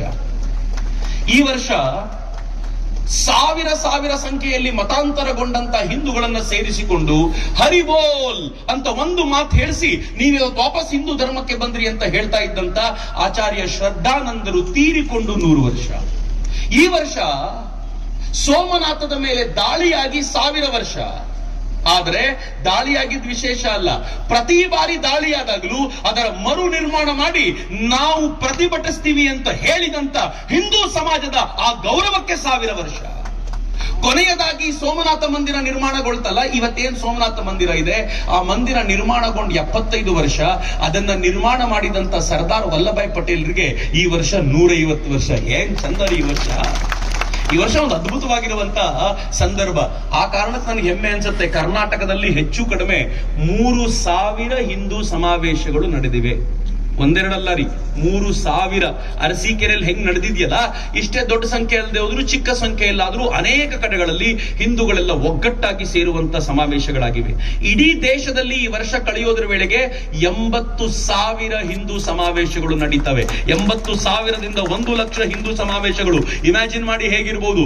ಇನ್ನೂ ಆಶ್ಚರ್ಯದ ಸಂಗತಿ ಏನ್ ಗೊತ್ತಾ, ಮೊದಲ ಬಾರಿಗೆ ಹಿಂದೂ ಸಮಾವೇಶದಲ್ಲಿ ಇಷ್ಟು ದೊಡ್ಡ ಸಂಖ್ಯೆಯಲ್ಲಿ 50ರಿಂದ 60% ತಾಯಂದ್ರು ಬಂದಿರೋದು ಹಿಂದೆಂದೂ ಇರಲಿಲ್ಲ. ಅಂದ್ರೆ ಹೊಸ ಭಾರತದ ಲಕ್ಷಣ, ಹೊಸ ಹಿಂದೂ ರಾಷ್ಟ್ರದ ಲಕ್ಷಣ ಎದ್ದೆದ್ದು ಕಾಣ್ತಾ ಇದೆ. ಅಂತದೊಂದು ವಾತಾವರಣ ಏನ್ ನಿರ್ಮಾಣ ಆಗಿದೆ, ಈ ವಾತಾವರಣವನ್ನು ಅನುಭವಿಸೋಣ. ಮನೆಯಲ್ಲಿ ನಮ್ಮ ಮುಂದಿನ ಪೀಳಿಗೆಗೆ ಹಿಂದುತ್ವದ ಈ ಚಿಂತನೆಗಳನ್ನ ಟ್ರಾನ್ಸ್ಫರ್ ಮಾಡುವಂತ ಪ್ರಯತ್ನ ಮಾಡೋಣ. ಅದಕ್ಕೆ ಸಂಘ ಹೇಳ್ತು, ಮನೆಯಲ್ಲಿದ್ದಾಗ ಕುಟುಂಬ ಪ್ರಬೋಧನ್, ಮಕ್ಕಳ ಜೊತೆ ಚರ್ಚೆ ಮಾಡಿ. ಹೊರಗೆ ಬಂದಾಗ ನೀವು ಸಾಮರಸ್ಯದೊಂದಿಗೆ ಎಲ್ಲರೊಂದಿಗೆ ಬೆರಿತ ಜಾತಿಯನ್ನ ಮರೆತು ಹಿಂದೂ ಅಂತ ಅಂದುಕೊಳ್ಳಿ. 3ನೇದು, ಸ್ವದೇಶಿ ವಸ್ತುಗಳನ್ನು ಮಾತ್ರ ಬಳಸ್ತೀನಿ ಅಂತ ಸಂಕಲ್ಪ ಮಾಡಿ. ಈ ದೇಶದ ಪ್ರಧಾನಿ ಆ ಕಾರಣಕ್ಕೆ ಟ್ರಂಪ್ ಅನ್ನು ಎದುರಿಸಲಿಕ್ಕೆ ಸಾಧ್ಯ ಆಯ್ತು. ಯಾಕೆ ಅಂತಂದ್ರೆ ನನ್ನ ದೇಶದ ಜನ ಡಿಸೈಡ್ ಮಾಡಿದ್ರೆ ಅಮೆರಿಕಕ್ಕೂ ಪಾಠ ಕಲಿಸಬಲ್ಲರು ಅಂತ ವಿಶ್ವಾಸ, ಅದು ದೇಶದ ಜನರ ಮೇಲೆ ವಿಶ್ವಾಸ. ಸ್ವದೇಶಿ ವಸ್ತುಗಳನ್ನು ಬಳಸೋಣ. 4ನೇದು, ಪರಿಸರವನ್ನ ರಕ್ಷಿಸಿಕೊಳ್ಳೋಣ. 5ನೇದು, ನಾವು ಸೋಷಿಯಲ್ ಎಟಿಕೇಟ್ಸ್ ಗಳನ್ನ ಹೊರಗಡೆ ಜನಜೀವನದಲ್ಲಿ ಬೆರೆಯುವಾಗ ಎಲ್ಲರಿಗೂ ಪೂರಕವಾಗಿ ಬದುಕೋದನ್ನು ಕಲಿಯೋಣ. ಈ 5 ಮಾರ್ಗಗಳನ್ನ ಸಂಘ ಏನ್ ಹೇಳ್ಕೊಡ್ತು, ಆ 5 ಮಾರ್ಗಗಳಲ್ಲಿ ನಡೀತಾ ಹೊಸ ರಾಷ್ಟ್ರವನ್ನು ಕಟ್ಟೋಣ. ಮತ್ತು ಈ ಬಾರಿ ಬರೀ ರಾಷ್ಟ್ರ ಕಟ್ಟೋಣ ಅಂತ ಹೇಳಿ ಮುಗಿಸೋದಿಲ್ಲ. ಅರಸೀಕೆರೆಯಲ್ಲೇ ಇಷ್ಟು ಜನ ಸೇರಿದ್ದಾರೆ, ಇಷ್ಟು ಪ್ರೀತಿಯಿಂದ ಸೇರಿದ್ದಾರೆ ಅಂತಂದ್ರೆ ಹಿಂದೂ ರಾಷ್ಟ್ರವನ್ನೇ ಕಟ್ಟೋಣ ಅಂತ ನಾವು ಭರ್ಜರಿಯಾಗಿ ಹೇಳ್ತಾ ಪ್ರೀತಿಯಿಂದ ಆಲಿಸ್ತೇನೆ. ನಿಮ್ಗೆಲ್ರಿಗೂ ನಾನು ವಂದಿಸ್ತೀನಿ. ಒಂದು ಸಲ 2 ಕೈಗಳನ್ನ ಗಾಳಿಗೆ ಬೀಸಿ ನನ್ನ ಜೊತೆ ಭಾರತ್ ಮಾತೆಗೆ ಜೈಕಾರ ಕೊಡಿ. ಓ ಭಾರತ್ ಮಾತಾ ಕೀ, ಓ ಭಾರತ್ ಮಾತಾ ಕೀ.